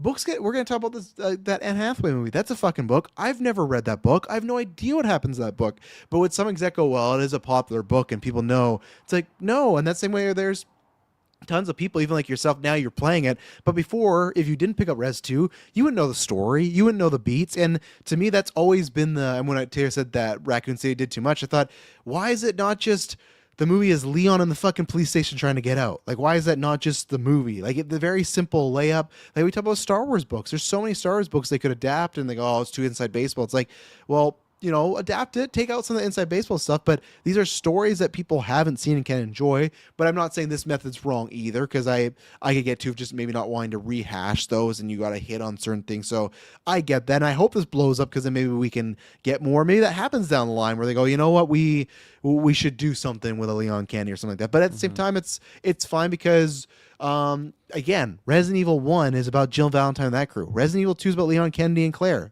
A bunch of new characters. Resident Evil 7 is about Ethan Winters, a new character. Like the Resident Evil franchise itself does that, where it's like, hey, we're going to do a new game. It's Resident Evil 7. It has nothing to do with the rest of the franchise. So the games already do this method, right, of, hey, it's in the world, but you don't need Leon Kennedy there. You don't need Chris Redfield there. So if he can do that, great, because who knows? Maybe you see aspects of this game pop up. I do see some people speculate. They wonder if the big bloated guy in the sewers is like a Mr. X variant because he's white and he's bald, but even then, the way with how big his body, I wonder if that would be like a Mr. X like failed thing, right? Like he was supposed to be juiced up and he's just sitting there as a bloater. But I think with what we saw in Barbarian, maybe not as much weapons, but think about Mama and Barbarian.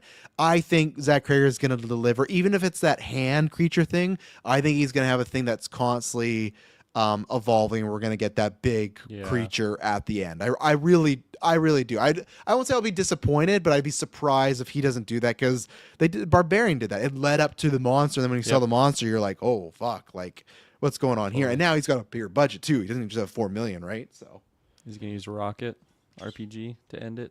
I think he said The the big Rock. I'm like, I guess, but there goes the budget. Papatui in here. Get a little Papatui in here. That's what he has in the medevac bag. He's trying to get that. They're like, he can heal. That big bloated monster was He using. can heal the Papatui. zombies. The That's why he looks like Papatui. that. You're just throwing it at him, slapping people up. I could see an RPG. That could be a big, and that's what you have to do is you just make it small stakes. So when an RPG gets put in, it's a big deal. RPG in a Fast and Furious movie, that's a small deal. If you make this small scale enough, a random nobody regular guy just get an RPG like it is in Resident Evil. When you get even when you get a shotgun, you're like, oh, thank the fucking Lord. Where some games, and that's where I don't like Resident Evil 6, Kirkland, is you just start like all the guns. You're like machine gun, and you're like, there you go. And that's where for me, I liked it more replaying it at this age. But as a kid, I was like, oh, I miss it. And even Resident Evil 4, which most people, it's always 4 and 2, but I think most people say 4, and I get it why people put on this pedestal. But with that, it's like, oh, you start the game and you got like 12 bullets. Like, I don't like starting the game with 12 bullets. Like, I want to be fighting for it, So Did they remake that one? Because I might have got Yes. that in the combo pack too. Yeah, actually, four is now that I four think is of it. great. Four is phenomenal. Yeah. It gets bigger scale. Definitely play them in order. But it's definitely, you can see where when it came out from like PlayStation and Nintendo to like GameCube, the expansion of it. So Yeah. it is amazing. It's another game that I have like as a 10 out of 10. It's phenomenal stuff. So Nice. yeah. The other thing I wanted to say on this trailer was, I mean, there's no survivors that we see other than True. Austin Abrams. And that did not worry me at all while watching this trailer. It was just like, man, like I am totally down if we're just following Austin Abrams One like man show, solo. absolutely. Yeah, I'm Yeah. totally down. I think he's got the power to lead a role like that, and just from what I saw in this trailer, it wouldn't. I don't think it'd be boring or anything. No.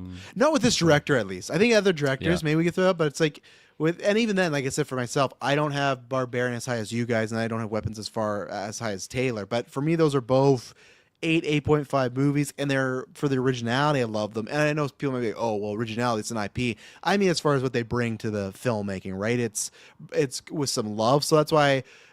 Who knows? Maybe we're sitting there in September and go, "Oh, Zach Rager's big stumbles, fucking Resident Evil. Like this sucks." But I don't think so. Like I personally don't see this movie being below a 7. Do I want it to be a 10 or 9? Sure, but I don't see it being below a 7 because I do trust Greger, and I think with how it's being like presented, like you said, if it's just a one-man tale of, if it's literally just he's got to get from point A to point B and find his girlfriend, that's cool with me. That's all I need for this tale, you know? So Yeah, for sure. all right, let's take another ad break and then we'll talk about the rest of the trailers. We'll be right back. We are back. Kirkland, I'm going to put in the notes. You're going to make that a separate cutout because, you know, there's a juicy conversation there with Resident Evil. So we're going to throw all these together. Talk about whatever trailer props in your mind first, Kirkland. We'll go one by one. We got Spider-Noir, we got Leviticus, we got Verity. I'll do Leviticus first, Okay. actually, because when I started watching this trailer, I'm like, why did Travis pick this? Like, what is this? Well, it movie reminded me of that it summer just we seems- spent together. So I put that in Yeah. there. Oh, yeah, that reminded me of it too. The girls don't know about that one. So Such a cool I bet concept, Shay though. doesn't have cannons like these.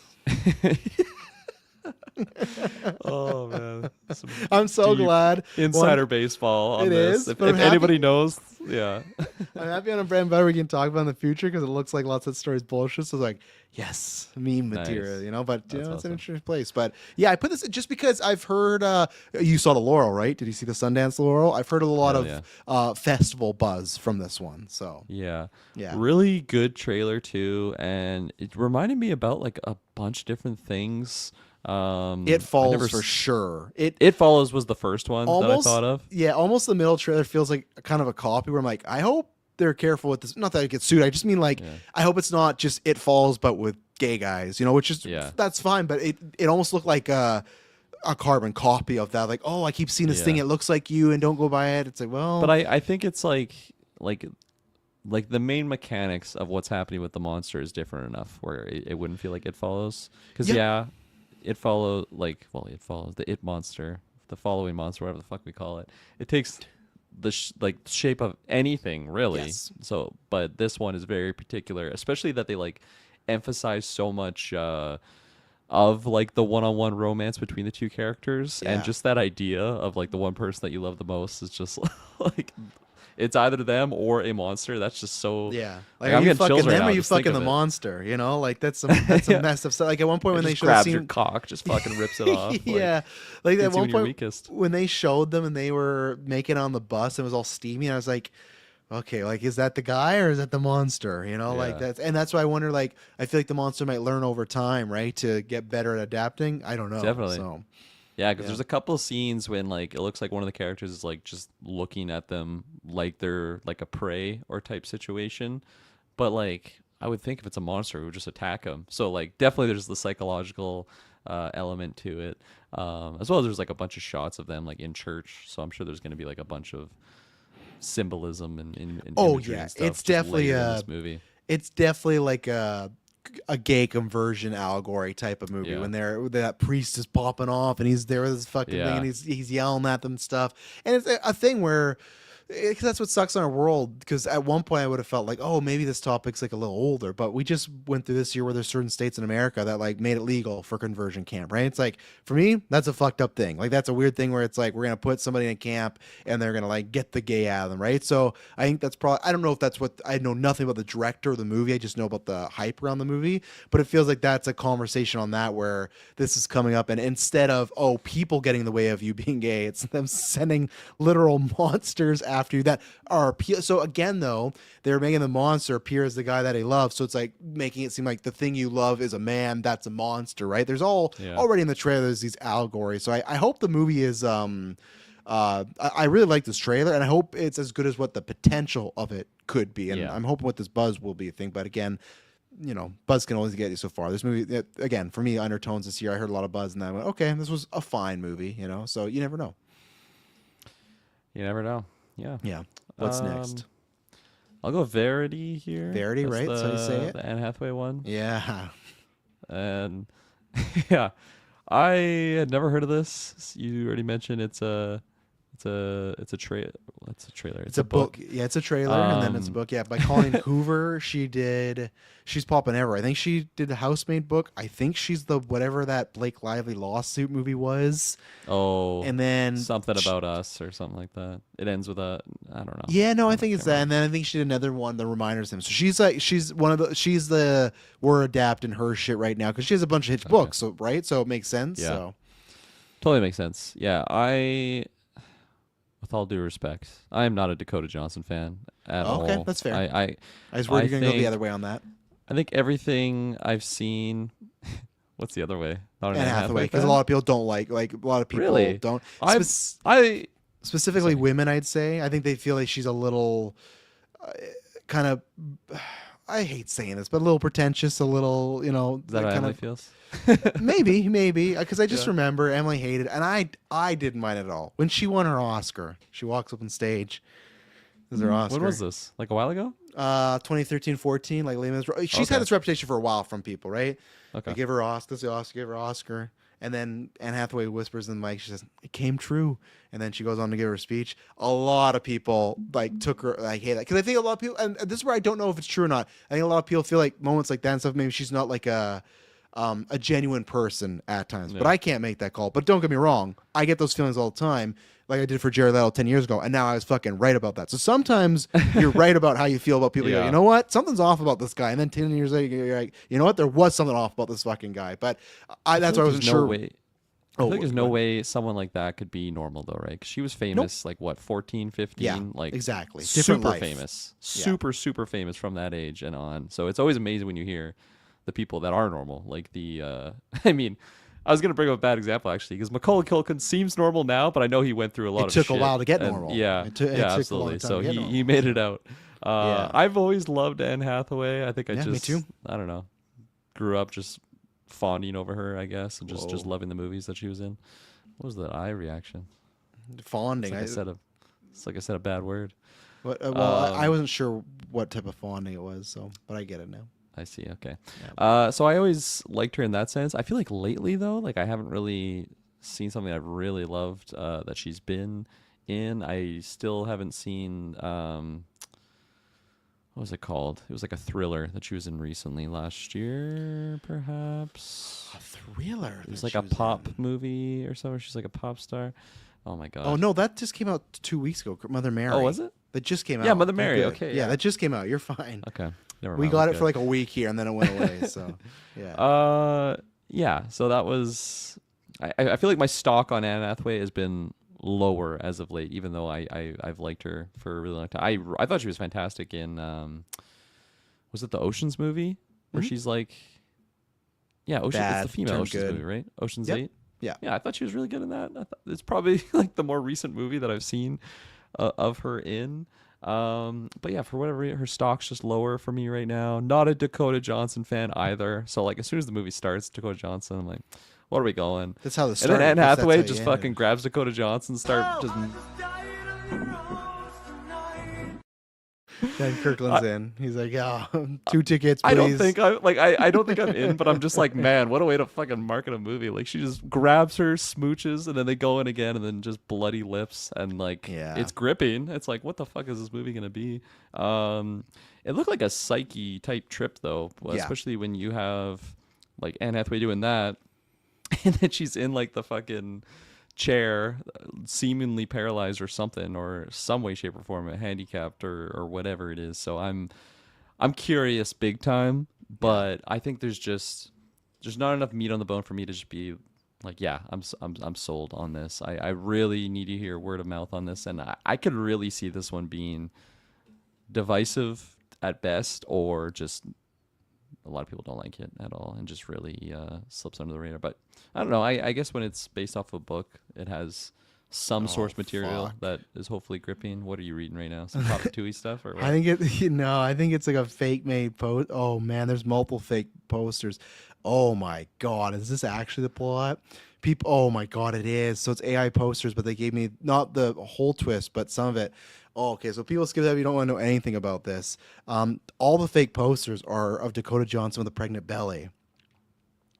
So I'm guessing Hartnett and Hathaway are married, and they want to have a kid. And because whatever state that Anne Hathaway's in, she can't have a kid, and Dakota Johnson is the surrogate. Yeah, so that's where fertility makes sense, right? Like what is that what it's called?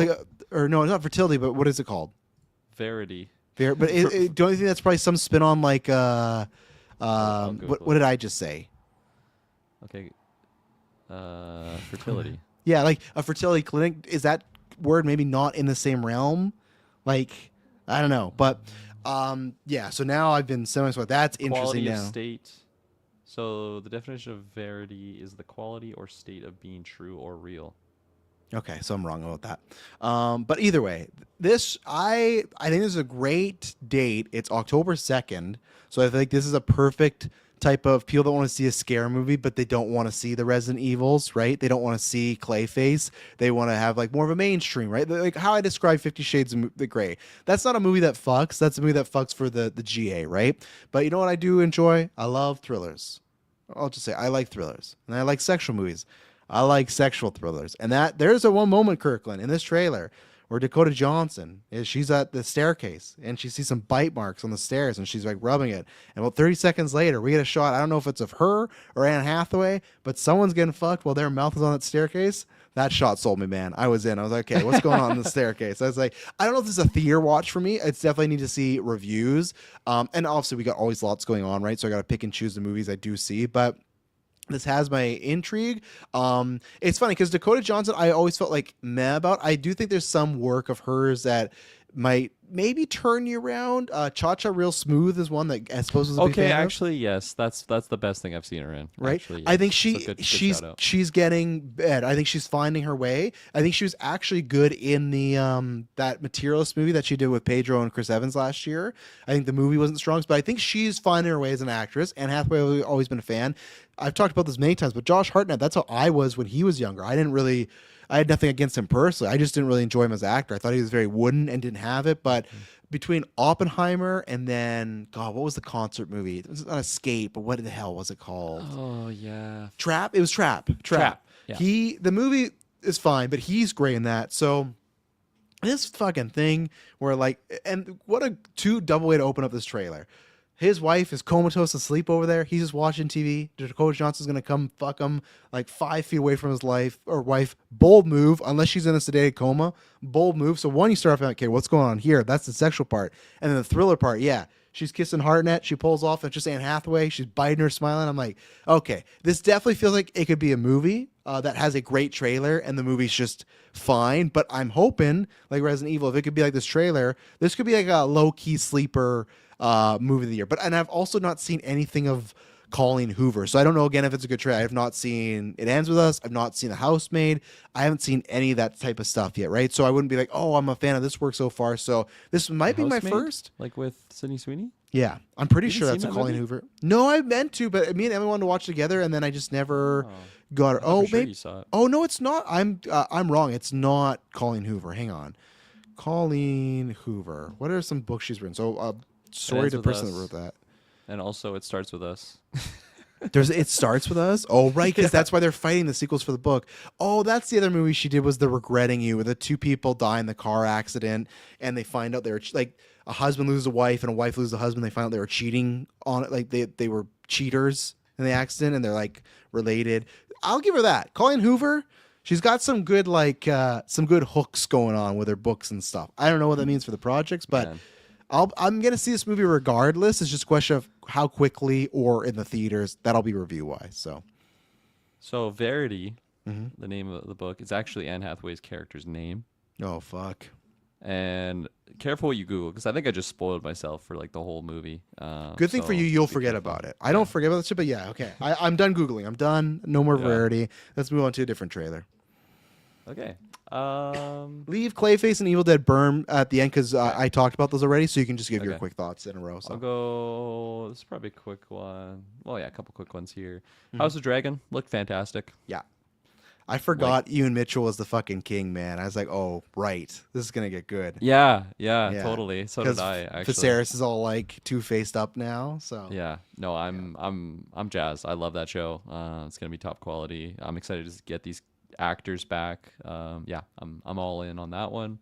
I missed the date. What was it for that It's one? June. Okay, not I think far. it's 21st. Yeah, 21st it is. It's like 2 months. Yeah, it goes that, and then it goes Lanterns, which I had to ask: Are you out on Lanterns? Man, the trailers really aren't doing it for me. Like Because at all. Taylor said the same thing. So I said worst case scenario, if I got to solo it, I will say. But he's like, yeah, I don't know if I'm gonna be doing that one. So Yeah.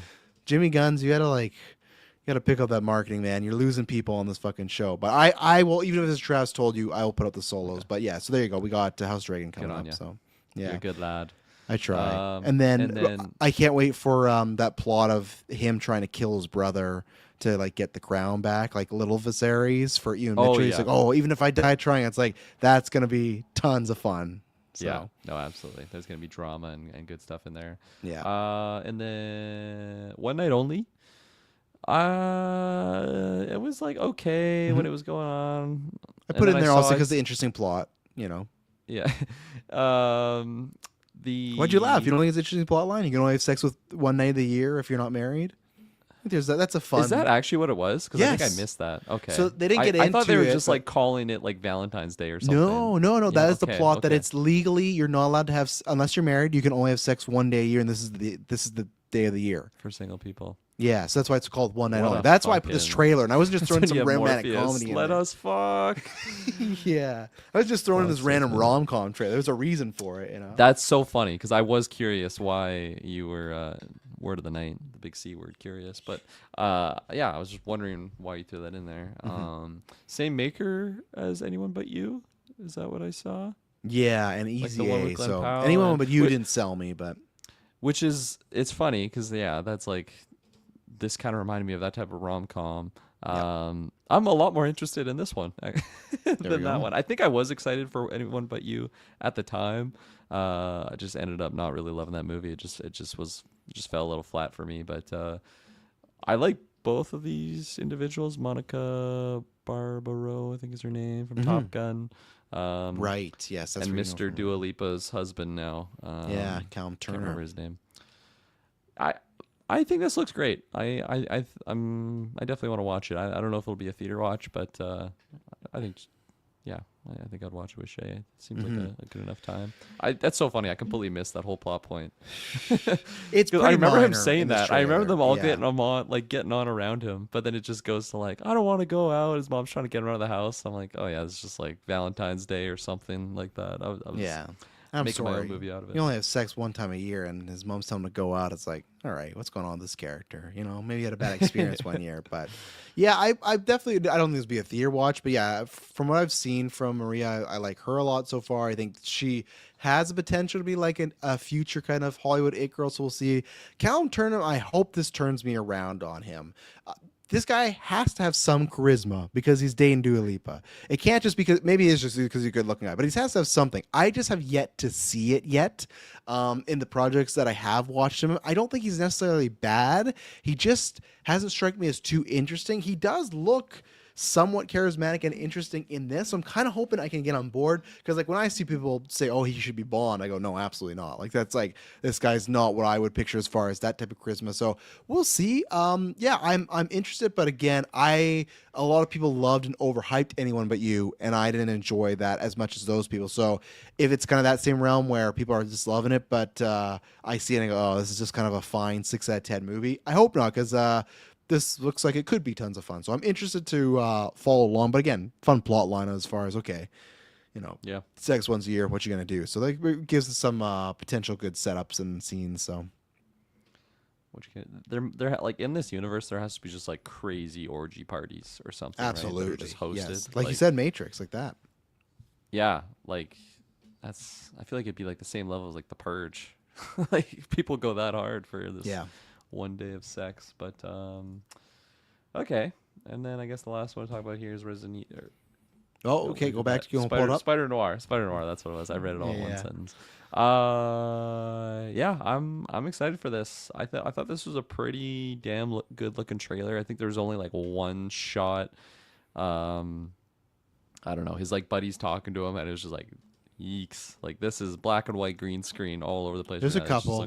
There's a couple. Not log trucks, but it's a little iffy. It's But for a TV show, like I feel like I kind of was expecting it to look worse. So there's that. Like when he's using the webs, I thought all that looked fine when he's swinging. Like luckily it's like a night shot in that moment, but still, I thought it looks pretty good.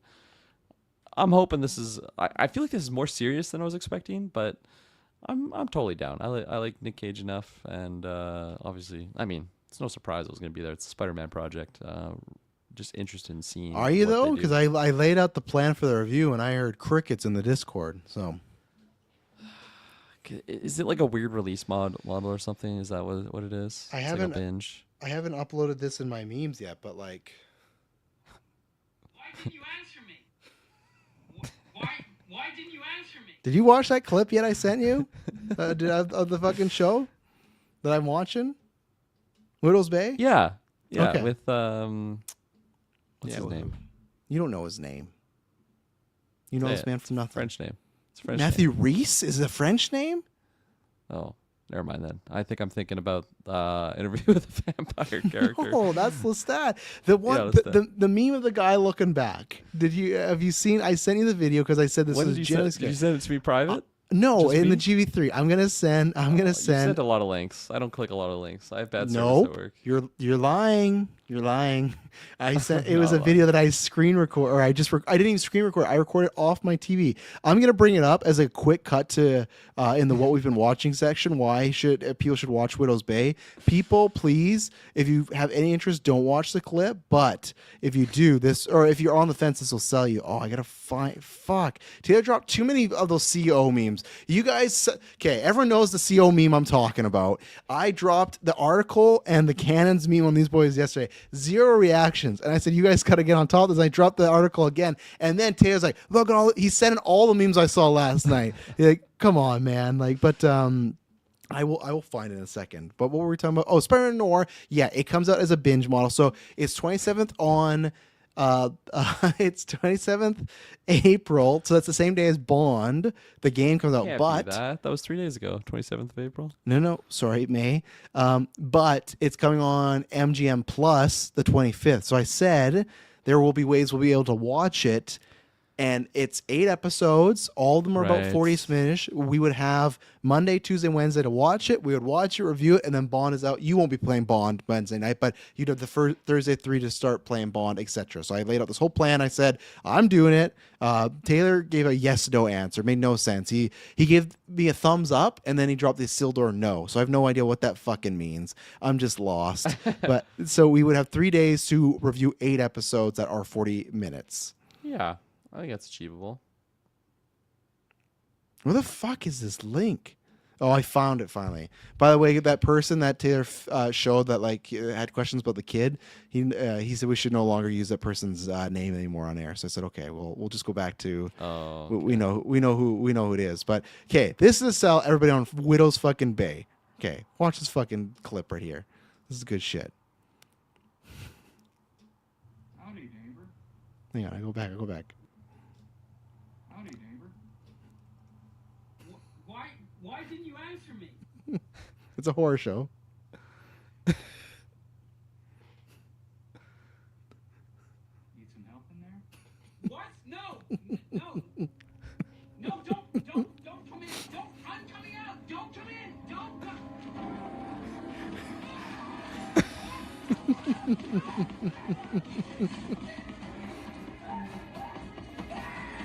Jesus.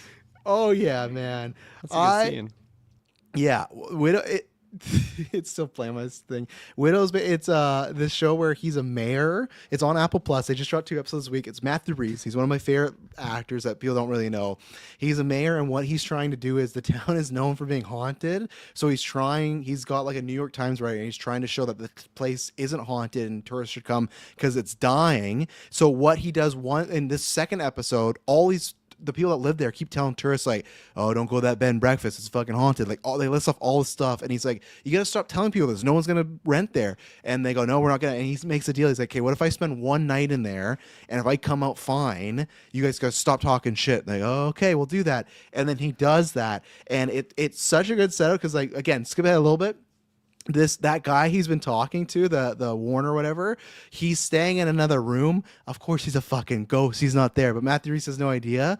But he checks the whole hotel. Nothing's wrong. And he's like, the basement's the last thing. He puts it up. But finally, he's like, had a little drink, so he's about to do it. So he checks. And when he crawls under there, I just think, not even before the clown thing happens, when he, like, just think about that. If you don't know this guy and you're in a basement checking for like creepy stuff, and this guy's like, "Oh, let me just come in there with you," that claustrophobia of him being stuck in there. And I showed the clip to Emily, and she loved it. But she pointed out too, when Matthew Reese sees that guy's skeleton, he's wearing the same fucking clothes he is. It's a very heady, trippy show, and I didn't even see that because what I loved about that shot is the guy starts to crawl and you can't really see what it is. You just see there's stuff around his head. And when he throws that flashlight on him and he's just in full clown garb and the show is like horror, but it's horror comedy. And Matthew Reese is just losing his fucking mind.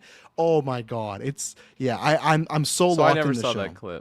I never saw that clip. Of course you did. In my defense, you posted this fucking photo like 10 times. So I just kept seeing that photo and I just thought that was the photo. Like, I didn't think there was more to it. It was just the reaction. So yeah, I'm glad you shared that right now. Everyone watched. I was a little Widow's behind on the chat. It was getting a little span with some cannons and whatnot. Of course. Let's see. I think we hit on. Oh, it's Spider-Noir. I'm there for Spider-Noir. It looks great. I think I agree with you. There's a little iffy, some CGI stuff going on, but I think it's been great. Nick Cage looks great. We got Tombstone, we got Sandman, we got Silvermane. Tons of fun villains. Again, I wish for our review, live and even podcasting wise, it was weekly, but I'm excited to talk about it with either you guys or to myself. But I think it's gonna be tons of fun. So, and then what do you think about Clayface and Evil Dead Burn that came out last week? It was supposed to be a catch up for you and all the boys, but obviously you're just the single boy. So, single boy here. Yeah, man, Clayface. It looks exactly what I wanted it to be like. I'm so hyped on this project. It looks so fucked up and creepy, and just the shot of him like in the bed and then it just like cutting back to like before the event or whatever. The scene too when he's just like rubbing his face and it's just like a skin sheet thing like over it. Oh, it just looks so fucked up and weird. And like I didn't have a vision for what this movie was going to be, but seeing this trailer I'm like, yeah, this is kind of what I was hoping to be seeing here. And I'm so fucking pumped for this. This has totally got me juicing. Really quick teaser. I'm gonna be there, so like I don't really need any more marketing for this. I think they'll give like a full story for like idiots that don't get like what's happening. I think they'll get the whole like he was an actor and then he had an accident and then his face got fucked up and everything. So, but like I just love it. Like I love the trailer. I love the like the post, like the temporary poster thing that they have right now. Just like his face looking all like melty and like the font too. It doesn't look like a DC project, and that's kind of exactly what I wanted. Yeah. What about you? No, I talked about it in Travis. Told you this was be just a catch up for you guys. Yeah. No, I'm with you. I think it looks great. I hope that they just find a way, almost like we talked about Resident Evil, keep it the small scale, right? Like I don't need. There's that one moment in the trailer where he turns his fist into that like kind of mace club, which is fine. But I said when I talked about it in Travis, told you it's just lean more horror and not action. I don't want to be like Morbius, where it's like, oh, he's a vampire, but then it's all fighting, right? It's like, we don't need that. That's what we got Supergirl for this year. You know, like don't like. I'm not saying he can't like fight or hit people, but don't make that the main stuff. Make that a scene or two. I think lean into the horror stuff. And again, I hope for them it's not an insane budget, because it could pop off, because there could be a bunch of people that don't even know this is a DC movie, right? And that could help it. And that's something that I think is good. And what I've said too is, I think the problem with Supergirl is it's not directed by James Gunn, but it feels like Guardians. So then it feels like James Gunn. And then we got Peacemaker, and then next year's Superman. Lanterns doesn't feel like James Gunn, but I get the sense that people are just not as hyped for that.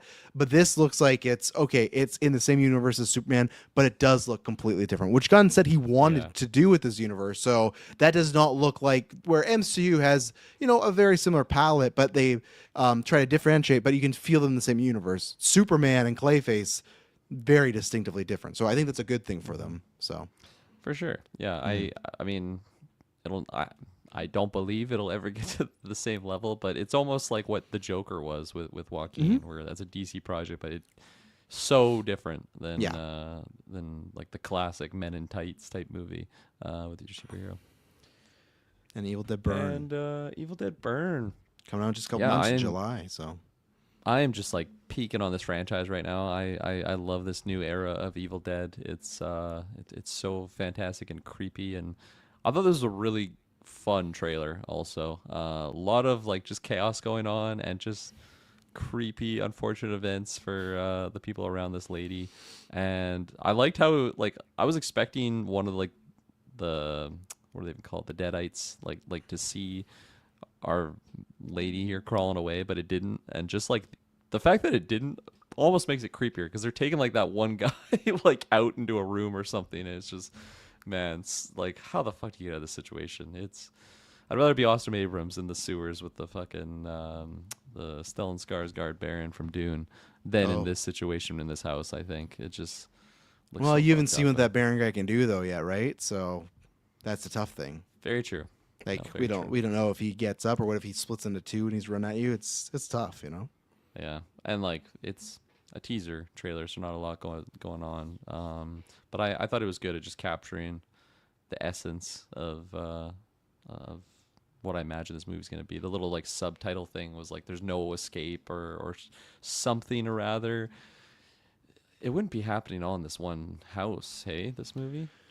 Well, it could. Evil Dead 1 happens all in one cabin. Evil Dead Rise happens all in one apartment. Evil Dead 2013 happens all in that one cabin.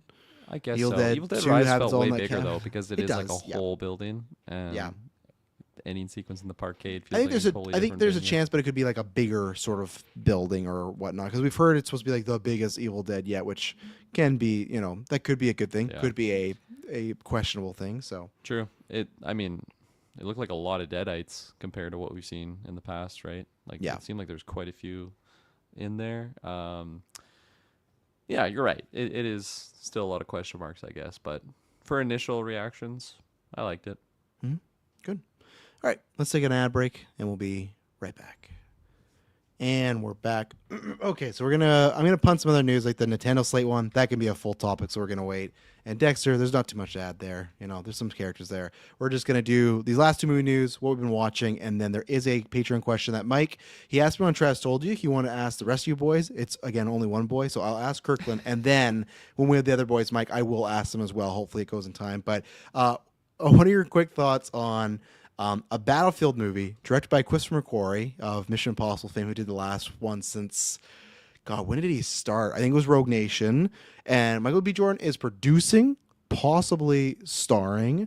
And then Tarantino's give his blessing. I can't remember who the writer is, but they are officially moving forward on a Django and Zorro movie. It is not confirmed if Jamie Foxx would be. You didn't hear about this yet, did you? No. I remember reading that, but it like didn't process in my head what that actually So was. I can't remember who it else was, but it was Tarantino and somebody. They wrote after Django Unchained. They wrote a comic book of Django and Zorro teaming right? up. With Yeah, Javier Bardem. yeah, The guy? nope. Yeah. Oh, Antonio Banderas. Antonio Banderas. Of course, Yeah. yeah. Maybe it's Javier Bardem in this one. But so they wrote a comic. Tarantino's not writing the script, but the people that are writing the script are basing it off of Tarantino's comments. So it's like Tarantino written adjacent. I'm sure he'll get a producer credit. But yeah, and again, not confirmed if Jamie Foxx is back. But yeah, what do you think about these two random things? We got a Battlefield movie coming, Chris McQuarrie, Michael B. Jordan starring in it, post-Oscar role, and then Django and Zorro. I think the Battlefield one is like it's super not surprising to me. I think it's like even I feel like it's easier to get than like a Call of Duty project, which isn't there like talks of that happening? Oh, too? no, it's happening. It's happening at Paramount. So it's just so funny that... Right, we just talked about this on After 9, right? Yeah, And okay. yeah, we did, right. It's directed by Peter Berg. And it's just so funny that years these movies haven't been made, and then Call of Duty gets greenlit, and now it's like, oh yeah, Battlefield movies being made too. It's like, okay, you couldn't have paced that out a bit better, you know? But No, for sure. But Battlefield, yeah, not really surprised it's happening. I could be there, depending on the trailer, if it looks really good. I could be there. I'm a sucker for action movies, but like I'm definitely not just signing you up. like because- MBJ, right? If he does star in it, right? Yeah, I don't think that's enough to sell me on it. Oh, okay. Yeah. I Me like either. him for sure. Me either. Because that's not really like. There's always this thing, right? When actors win their Oscar and they're like, "What's their post-Oscar career like?"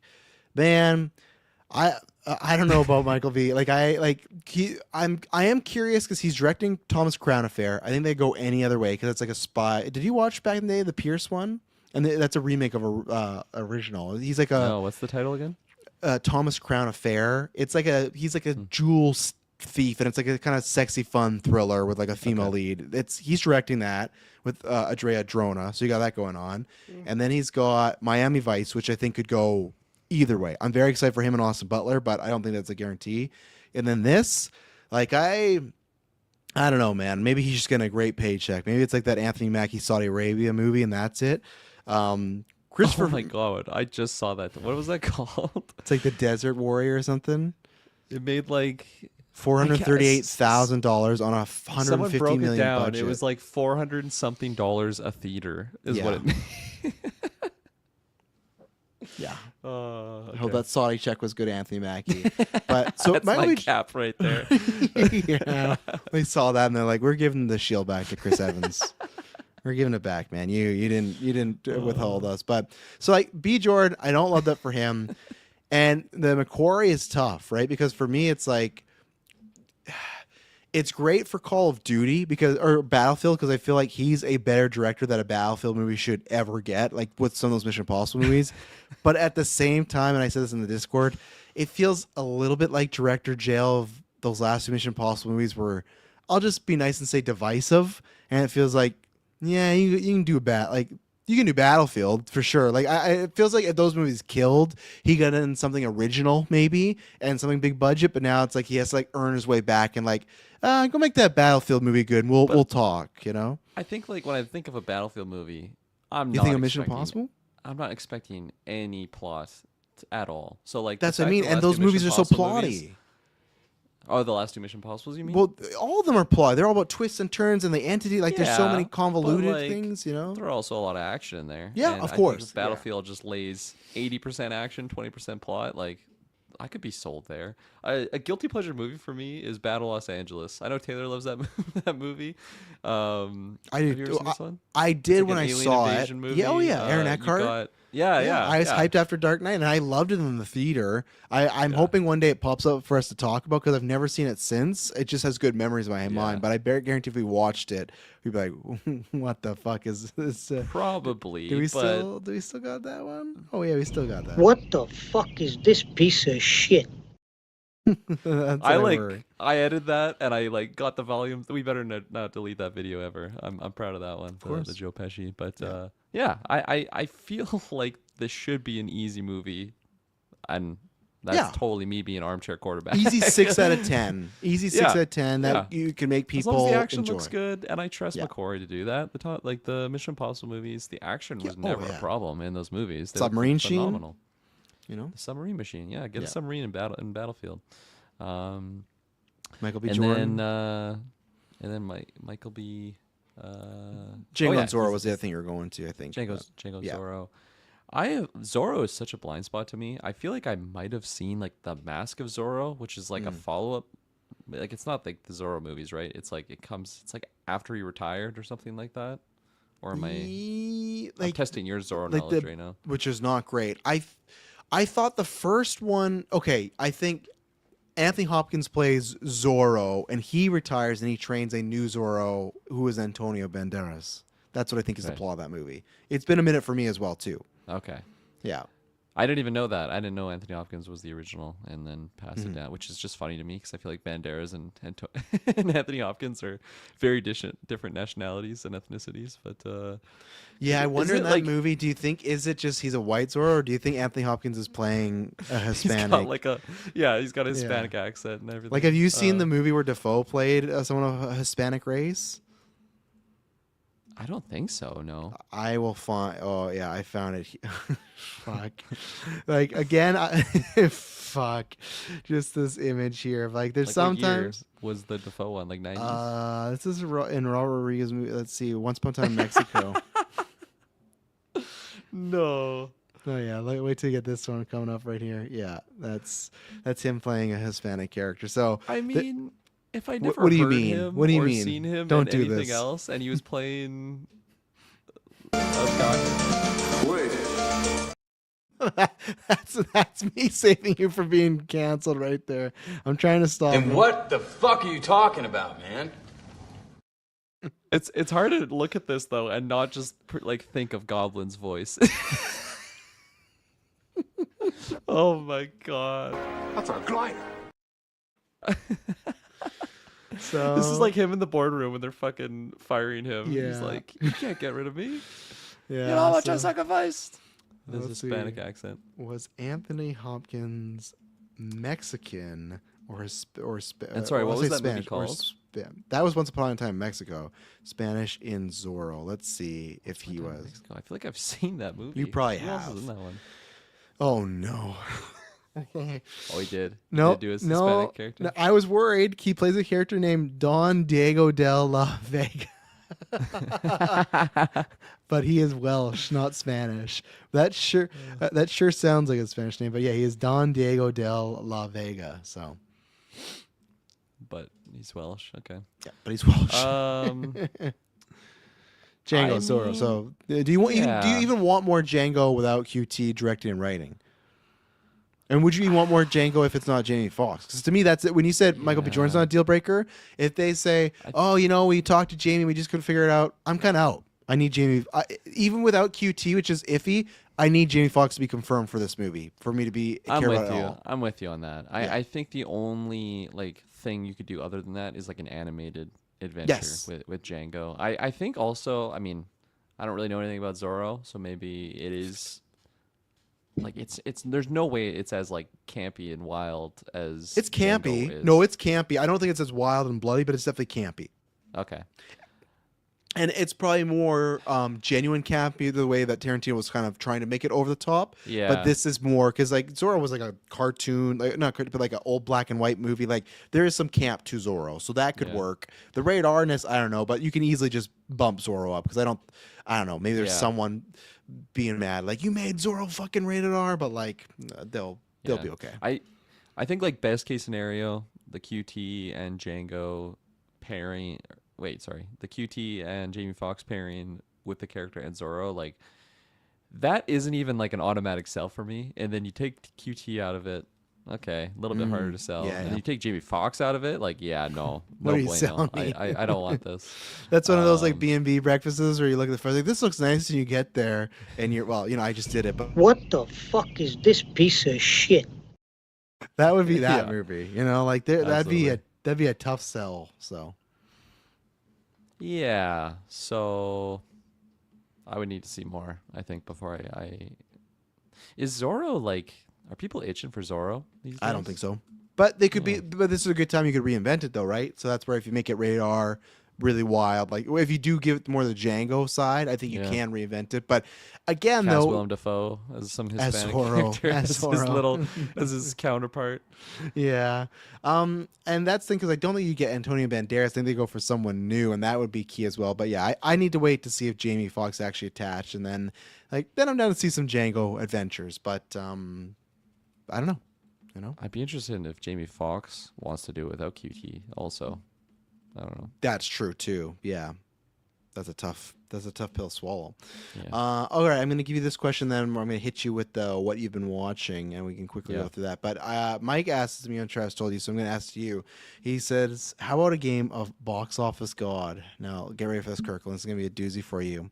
You have the power to choose any two of these movies to make sure they become a $2 billion hit. However, two others' films will become under $200 million bombs. Which four do you choose? Think about the health of the industry, franchises, and not just your personal favorites. These are the movies you get to pick. So you got to pick two movies that are going to be $2 billion, and then two movies that are going to absolutely bomb. It's Supergirl, Dune Part 3, Spider-Man Brand New Day, Avengers Doomsday, The Odyssey, and Star Wars Starfighter. Not Mando. Holy Starfighter. Yeah. Yeah. So what would be your two That's big hits, tricky. and what would be your two bombs? I'll tell you what I picked after the fact, but Yeah. yeah. Man. Okay. I think I would do Yeah. Starfighter as a bomb. Cause and like I understand he said for the sake of the industry and all those things. And I'm really trying to keep my biases out of it. But I can only do so much. So And you love Star Wars, so that's I do love Star and Wars. you're having it to bomb, you know. But I'm looking at Starfighter and like that's not my peak Star Wars. You haven't even got a teaser for it. You got one image of Ryan Gosling being like that's it. But like it's not Darth Bane, you know. Oh no. If I got one image of Darth Bane sitting there, I'm throwing $2 billion at that movie. But yeah, that one's gonna bomb, and hopefully Dave Filoni gets fired right afterward. And yeah, that's all it is. And the next day, we start a new golden era of Star Wars. And it's just Saturday. all They don't even bangers. give him the weekend to see how it does. Just Saturday. He's out. He's gone. Okay, and I need two winners and one more bomber. Fuck. I'll leave my other bomb to the side for now. 'Kay. I'm gonna say, was it just Doomsday as an Avengers movie, or was Yeah, it two? Avengers Doomsday. Yeah. I'll do that one as a $2 billionaire.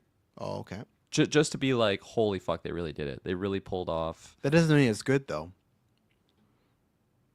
But it's successful. So but therefore, but what happens if you get, because we don't know what it's gonna be. So what happens if that movie's complete shit and you gave the $2 billion crown? yeah, Right. fair point. Fair point. Log trucks all over the place, and you got $2 billion going on, right? Just saying. Just saying. I'm not saying you That can't is a- do it, but That is a fair point. So what? Like, what's the counter? You just bomb that movie, well, this is your or list. you just leave it off the list? This is your list. I'm just Yeah, so I'm my just- list. Yeah. See, this is so fucking hard here because then I got like Dune and Mm-hmm. Spidey, and Spidey. I don't even want to talk about Spidey right now. Dune. You also got Odyssey on that list as well too, and Supergirl. Oh my god, yeah, Supergirl and Odyssey.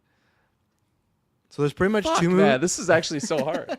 There's pretty I much know two this- movies that'll do incredibly well, two movies that would Yeah. bomb, and then two movies that will just do like good to great, like right in the middle there.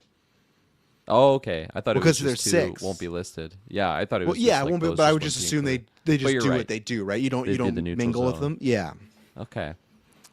Like I think either way, if you didn't touch Avengers Doomsday, it's making $1 billion, right? So either you could touch it and make it be $2 billion, or you could touch it and be a bomb. But I think if it's just Doomsday by itself, it's at least making $1 billion. Absolutely. No, totally. Okay, let's lock in here. I think I'm gonna do, as wild as it seems, I think I'm gonna go Dune here as the other $2 billionaire. Not to Okay. bomb. Like it actually succeeds. Because this is the last of the Denis Dunes. And imagine just closing out like the trilogy and it's just like chef's kiss. Like he did it. He really pulled off, closed off that adventure. I know there's like fucking 20 something Dune books or something or whatever the hell it is. I don't think this is gonna close out the whole chapter of that, but at least No. for the adventure that we've seen with Timmy, with Zendaya, Chani, all those characters. I think the first two movies are perfect 10 out of 10s quality wise. I know that doesn't really speak to what the question is about the money making aspect to it.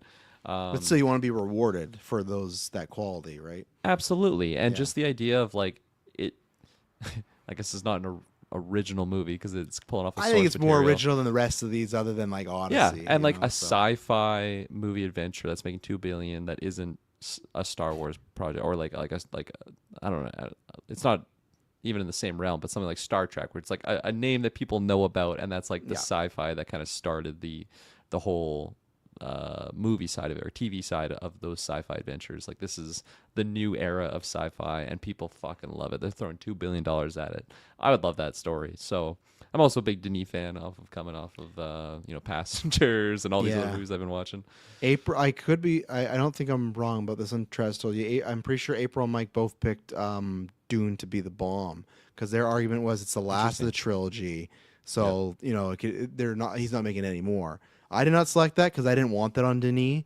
I didn't want that on his record to just that he completely flatlined the Dune. Because that would be like, that would almost take away from like what he did in the first two Dins, right? Under 200 million for Dune, you know. But like when the people came out of Dune, it was like, holy fuck! Like this movie slaps. Denis, like just masterpiece. Well, not Taylor and Dylan. Remember, we had to for the first movie they were right. I guess maybe or not even not as high as you were.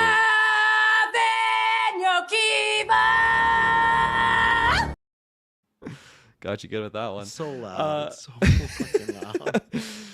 Like that was people coming out of Dune, and if the third one is an absolute bomb, like that is just an asterisk on the legacy of those Dune movies. I think people would look a lot more negatively on the first two projects. You'd like to judge them on their own, but I think that's pretty hard to do. Okay, back to I'm halfway through. Yeah, I you got one Dune's win, going one 2 billion, loss. Starfire's going 200. I think I'm gonna keep Spidey just in the neutral zone. Yep. I don't think it's like as important of a one to be a 2 billionaire. I think it'll do well regardless. Spidey gets people's in seats, but like it's not like it has to do something that'll make like a big shift in I don't know the way people see movies. I don't think it'll bomb. I would never want it to bomb, so that's why I'm not picking it to be that slot. I think it's pretty safe in the neutral zone here. Mm-hmm. And then what? We got Odyssey left. We got what else am I missing? Supergirl. You gonna put that on Millie? You put a 200 bomb on her? I'm gonna bomb it. I'm totally gonna bomb it. Actually, wow. yeah. I hope The I love sexist this pig? movie. I hope I love this movie. I really love Millie. I was really hyped at the end of Superman and thinking about what we're gonna be getting. I just didn't love the vibe of that trailer. I'm really hoping that it's just not a trailer for me, and the movie itself I'm really sold on. I also think it won't do as well as I initially hoped or expected it to be. No. That's one thing that Centraz told you where I didn't pick it for that, but why I almost did is because I don't think 200 million is going to be too far from where it might finish. So it's not like sure 300 is better than 200, but it's not like it's not stretching far. But I did because I did agree with April that if you do that, like the female superhero genre is fucked then. Like if you have Marvels and Supergirl within 5 years, you know how many red eye thumbnails are gonna be like, you can't do Wonder Woman, you can't do. So it's just like I do see that argument of every studio being like, well, look at Supergirl, look at the Marvels, so that I did agree with, you know what? That's why I almost bombed it, but you could get that where it's like, yeah, Wonder Woman can just be like That's a on fair the point, Justice actually. League, Yeah. It's tough, right? So it's an Alcatraz on that too. But then again, it's 300. Like it makes 300. Are we not? Are people not already having that conversation too? I don't know. I really don't know. Situation. It is Supergirl unfortunate Starfighter because I really want, I really want to love this movie. Like I really love Millie. I think she's great casting for the role. I really love just the initial pitch of her just being this like, I don't even know what the right term is, like a burnout or just misfit type character, but the supered version. I love dogs. I love crypto. So Yeah, it's Crypto, right? Or Krypton. Yep. It's not Crypto. Krypton. Krypton's their Kryp- planet. Krypton is where she's from. So. Krypton. Is that the Marlon My Brando? son from Krypton. Yeah, Marlon Brando. I'm not doing another take. Yeah. You don't want me to leave, do you? Fuck, man. No, sir. Just put your earpiece in and just say these 5 lines, please. All right. Okay. So you got one more success. So that means From 2 movies, right? I got Odyssey and you got Spider-Man, Doomsday, and Odyssey. Those are the 3 you could make the $2 billionaire. but I already did Spider-Man as a neutral. I'm just saying, if you want to change your mind, you can go back. You don't have to stick it that way. Fuck, man. Actually, you know what? Thank you for that option. I'm gonna do Spider-Man as the super $2 billion winner. Purely, I mean, yeah, biases for sure. I got multiple Spider-Man posters up in this office right now. Another one right here that you can't even see. But it's under him. Jean Grey is spoilers, I guess. We've already been talking about it actually. Yeah, Sadie that's Sink absolutely fine. character, Jean Grey, very, very, very important X-Men type character. We are still in this really weird. I'm gonna call it a limbo, where like the mutants are talked about, but we really haven't fully cannonballed into that pool, right? Which is the X-Men and all that stuff in this new era of the MCU and like what they're gonna be doing. Of course, we've had Hugh. Amon is like a mutant, I guess, or like they said she's a mutant. Yeah, but like still, we haven't gone fully deep into it. If this is $2 billion and we're getting like they really killed it with everyone's hyped on Jean Grey's with Sadie Sink, I feel like Sadie Sink kind of has that effect, especially off Stranger Things, where people just like really liked her charisma and everything. So it just seems like a really likable actor paired into a role that is very, very crucial. And if like people are coming out of that just super, super hyped, I think that's a really good place to be moving forward in the MCU. And not even just because it's Spider-Man, just because of the pieces that are in there. John Bernthal's Punisher, right? Like, it's not like we're in an early stage of John Bernthal's Punisher. I don't think if this does super well, we're going to be getting his adventures now going forward. It seems like we're kind of near the end of that book. Maybe I'm wrong. It's not like Frank Castle is. If really it's a $2 billion movie, though, maybe they're like, "Hey, John, you want to do? John Bernthal. You want your own movie? Not bad. Yeah. Not bad. Let me tell you something. I'll do my own movie. I'll do a movie for you. Wait.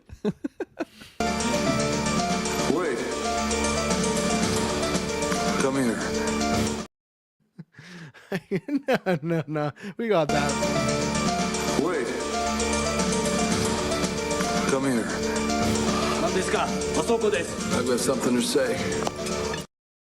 You should give me my own movie. That's what I gotta say. They're like, okay, so glad to have you back, John. You're reclaiming your role as Punisher. Sadie, you got X-Men. Tom, you got Spider-Man 5. Just Bruce, so you're gonna much be for next coming on this Avengers. adventure. Yeah, see everybody. Okay, I made $2 billion. He's just I got something to say. Word. You want me? You want me still in the MCU? You know why you want me in the MCU? Because I'm a stud. I'm ballsy. I don't take no shit from anyone. I feel like that doesn't obviously the Arnie accent, but I feel like that could be something that John Berthal says. He just seems like that you get a type of couple shots in him. 100%. He walks out with his Punisher vest on from set. I'm ballsy, and if you're like, oh, I'm getting worried. He just walks around like with the haircut and everything, just looking full Frank Castle. Okay, so you did Supergirl and Starfire as your bomb, and Spidey and Dune as your wins. Okay. Yeah, absolutely. So then, what are my neutral flyers again? I got Odyssey and Doomsday. Yeah. I'm So okay with that. I'm totally okay with that. Okay. If you want to hear my full thoughts, I answered at the end of Tress told you. I bombed Starfighter as well, with the Filoni effect as well, because I just feel like maybe that would give them a kick in the pants, like, oh shit, we got to do stuff. I did also say that maybe they would just stop making movies, but we've gotten a lot, so it's okay. And then I bombed Spidey, because my motivation behind that is maybe Sony goes, you know what? Let's have Disney can have Spider-Man back. We don't need to keep this. Let's stop doing this. Yeah, good strategy then. My last bomb was between that and Doomsday, and I thought, well, maybe it bombs and you start a new era, but I just went, who do I trust more? even a faulty, made some mistakes, Kevin Feige or Sony, and it's like I can't trust Sony, you know. And that's where the same thing for you. If they make $2 billion, maybe like, hey, we can do our own thing. And then the $2 billions, I made Dune and Odyssey just for the fact of like a bit more original filmmaking. These auteur directors, I think that could, like Dune, like you said, open up more windows for different type of IPs and franchises. And then with Odyssey, it's just like no one can keep fucking doing what he's doing. It's just like, okay, cool. Yeah. Let's give him more bigger budgets. Let's get some more swords and sandals or this and that. Like that's why. And then Supergirl, I left because they did make some good points. And then I guess I left Doomsday as well because I just think that'll make like $1 billion. But it was a good question by Mike. It was a good thinker. So I will hit the boys with that in the future. I know Dylan's bombing Supergirl. It's got DC on it. So he's taking Supergirl and Star Wars like that. He's going to Infinity War snap them. So And Taylor would be Star Wars, the $2 billionaire for sure. Oh yeah, he would just double down. He'd say get $4 billion, the rest could bomb. He'd say my first one's Starfire, my second one's Starfighter. You know, so yeah. Which Mike was smart. I did tell because he was in the chat when I was doing it. He was smart not to put Mando because for me it was tougher to do Starfighter because that would suck if we saw Starfire and we're like, oh, actually this is really great. This feels like a good fresh start for Star Wars. Like what happened with Andor, man. Yeah, and if that was such Sorry. And if it had low numbers, though, same thing. Like Andor, great awards wise, but didn't like burn up the charts. So that's where it's like, well, we're not going to do more of this because it's expensive and people don't love it. It's kind of slow for them, right? So. And then we got the condensed last season, which was good, but like just showed us what we could have had stretched out over multiple seasons. 5-year plan, down to one season. Really upsetting. Yeah. So, and that's what would suck with Starfire, right? If you're watching, you're like, oh no, this is great. Yeah. And now it's bombing. If Mando made like $5 billion, it's like, oh yeah, Filoni, you are the guy. We're just gonna keep fucking doing this goofy creature CGI with just your fucking Clone Wars. I like this kid. All right, end us off quickly. What have you been watching, Kirkland? Yeah. Okay, here we are. It's been a minute. So that's what I'm throwing it out there. It has been a minute. Yeah. So I mentioned on the After 9 that I watched Arrival for the first time in a long time.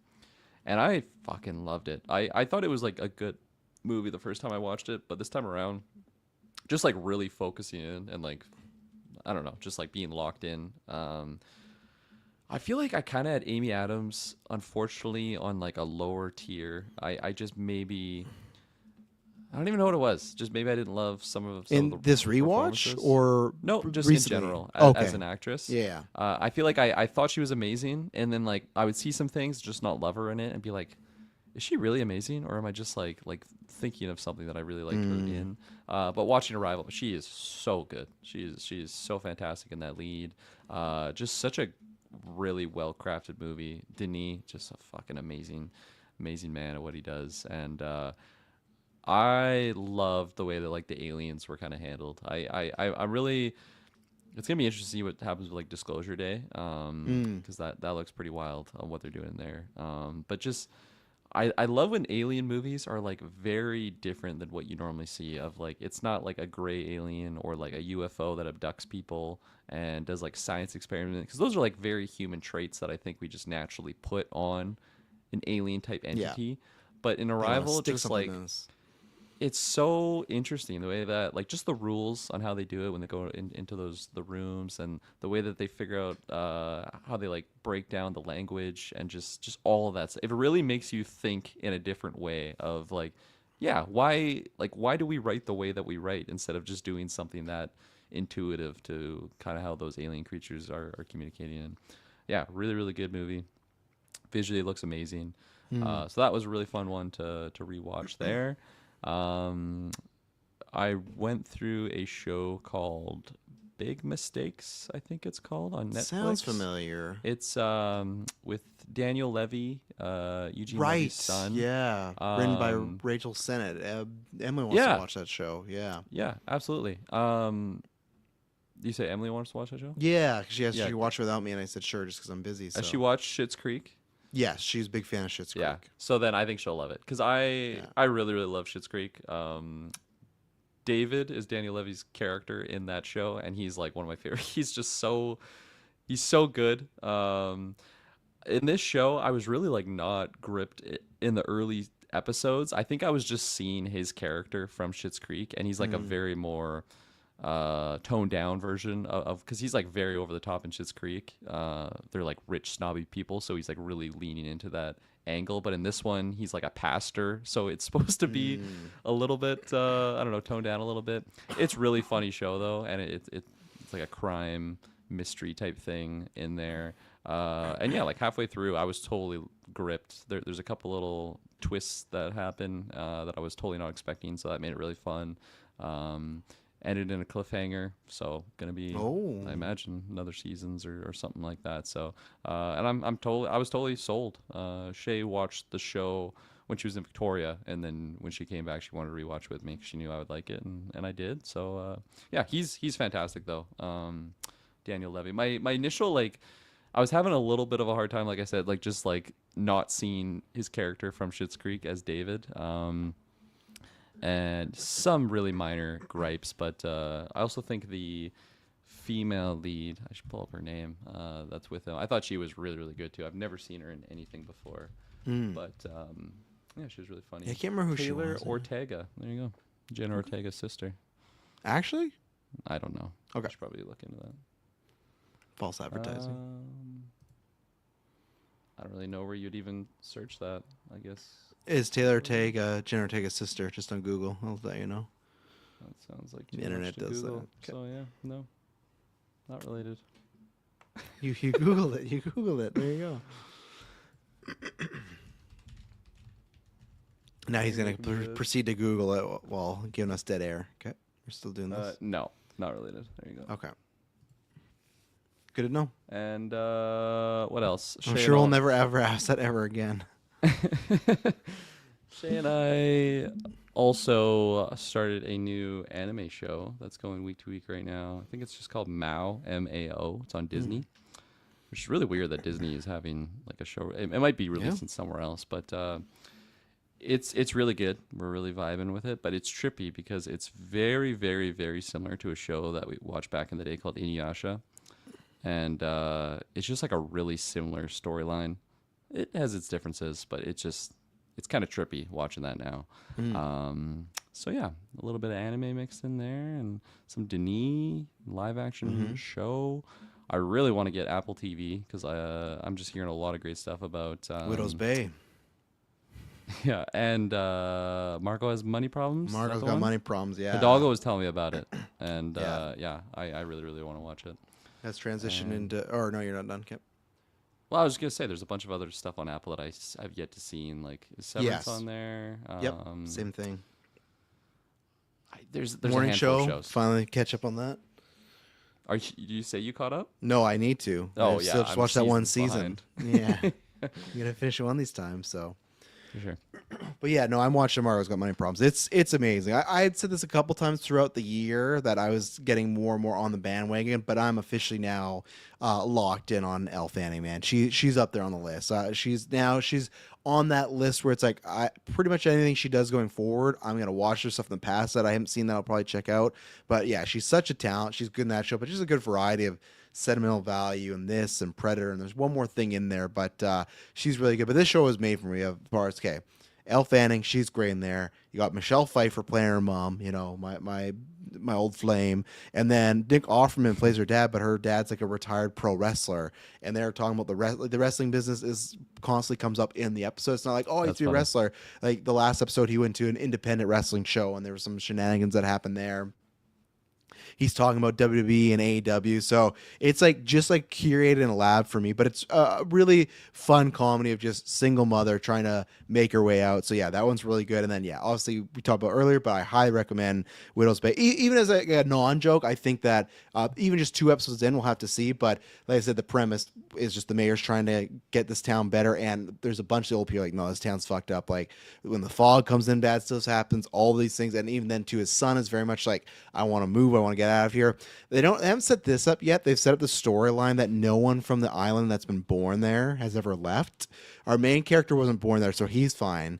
But his son was born there, so I'm very curious where this is going to go. It's a very it's a slow burn so far, but that happened the last 10 minutes, that crawl space scene I showed you. You can tell, like, I feel when we get to that last 3 episodes, penultimate, it's gonna really bubble up. Like all the stuff is gonna like fall down. So already, I'd say recommend it. Or even if it's something that I feel people, if they want to hold off, I feel like that could be a great Halloween watch. It's not as serious because it's comedic, but it has that kind of Midnight Mass feel where it's small island, small group of community that all knows each other, and fucking weird stuff's going on. This one has more tongue in cheek, and yeah, Matthew Reese is I love him as an actor. I've loved him since Brother Sister. I love him since the French name come as you in say. I'm gonna fucking pull it up again when I'm gonna sing. I love his, again, just because it's what I love the twofer of. It's not only is it a weird fucking clown that comes out, it's like in real life, if you were in a crawl space and let's say you were staying there at night and some guy just came in and be like, hey, you want a hand in this spot, you'd be like, you would be freaking out, man. Like but it was such a good build up, and that was the scariest thing that happened so far, and that's just episode 2. The next episode, I cannot wait. The title's called The Inaugural Swim, and it's this like event they do every year where it's like the first time they go in the waters, I think, because it's warm enough, and it's like, fuck, man, what's gonna be in these waters? So that's where like the tongue in cheek is. It's like where it's like Luigi's Mansion, where it's like you got this fucking mayor now 2 weeks in a row. He's like in over his head, investigating these things happening in his town, and that's the thing they revealed in this episode. It's a minor spoilers again, but like he's a mayor because no one else wanted to be mayor, and he just ran unopposed. So he's just like, it's all these like situations. I'm giving it play one more time because it's just. Why didn't you answer? Howdy, neighbor. Why didn't you answer me? Like that shot too, scary. Yeah. And I love when he kneels, but then come falling down. You still don't see the head. Yeah. No, don't come in. Don't, I'm coming out. Don't come in. Don't. Yeah, like that shot, man. Holy fuck. Oh yeah, no, but that's what I love about this shot when it's when the shirt. The shirt, but this shot here, that shot, because okay, obviously you can see it's a clown there, but when I was watching it live and he was just crawling, I was like, what the fuck is this thing? And then when he shines that light and it's Matthew Reese's face reaction. Yeah, so that's a good scared face. I highly recommend it so far. I'll circle back at the end of the series. I think it's like 8 or 10 episodes. I think it's a mini series, but there's that. And then I'll quickly rattle off a bunch of movies I've seen. I think I talked about this a little bit, but just to put a nail in the coffin, finally saw Psycho Killer. Super disappointed in that, but that was not a big surprise because those reviews, right? But that's a good case of, man, they cut a great trailer. That trailer's great, and it's one that like I think you could still watch in the future. I wouldn't say like, oh, bump it up, but like if you ever see it, you could watch it because it's one of those when about half an hour in, you're like, what the fuck is this movie? Like, and not in a good way. You're like, what are they doing here? And where we get to the third act, it's kind of wild. And they again, I not to toot his horn over here, and you'll get to see it later on this year when we release it. But I don't want to say too much, but let's just say in Adrenochrome, Kirkland used a voice that's on his own, and lots of people praise him for this. Whether it was the actor or the ADR they gave this actor for the guy who's Psycho Killer, just anchored this character. The I am the Psycho Killer. It's real bad. It's like did you ever watch Inspector Gadget back in the day? Oh yeah. He has Claw's voice. Like the it's real bad. Mm-hmm. So there's that. I caught Crime 101 because that came to Amazon. That's that Chris Hemsworth heist movie. And Maria Barbaro's in it with Mark Ruffalo. Really good. And Barry Keoghan's in it as he's like a psycho thief that's on a bike. Really good in it. Yeah, that's what he is. He's just driving around doing crazy stuff. Really good, except the third act's just like super rushed. I gave it a 3.5 out of 5. I feel like there was like a 4 or 4.5 there. I don't think it ever a 5, but I think it felt like it was building, and it felt not only just the third act, but some of the conclusions we get to are very easy. But if you like crime thrillers, it's worth a watch. It's a good time. I gave it like a 7 out of 10. I spoke about this on episode 700, so you can go back. Great episode that we did outside and all in person. But as I said, Undertone, yeah, that was a little disappointing. I think that was more just people kind of built it up a bit too much of the hype. I think there is some good filmmaking stuff about it, but I think I just went in with too high of expectations. And I agree with Maddie. I think it would have been a better short film. So it's still like worth a check out maybe one time. I watched Mercy with Chris Hemsworth, that movie where he's in the chair and Rebecca Ferguson's like the AI no, judge. Chris Pratt, right?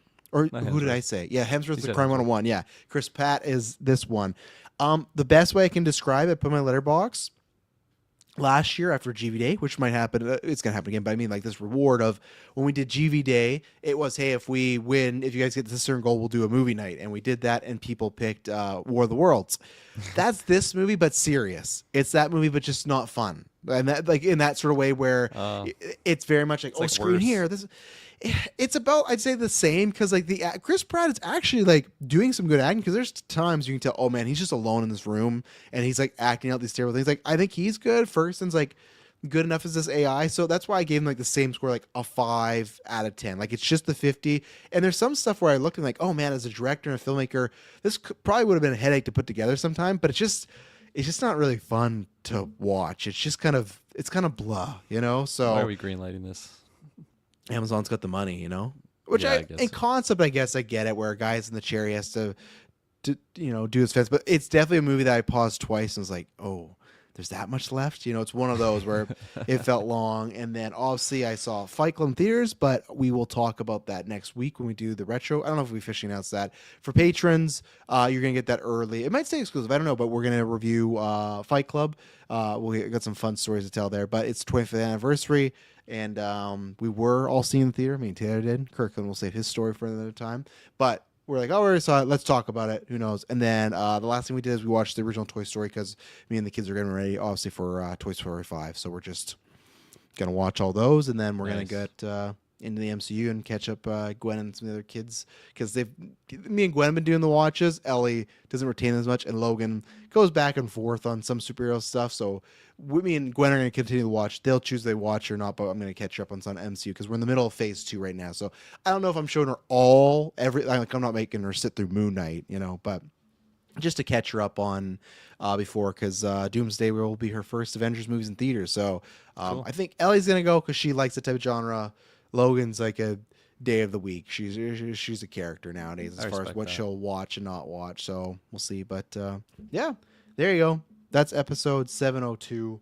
A girthy one. We had lots to tackle, lots to cover. That's why I pushed some subjects in the future to another cast. I Kirkland? just noticed this is GV72 on your title. I fixed Missed it. It didn't fix after. Oh, okay. I did fix it in post, but it didn't there. Okay, so. there you go. Yeah.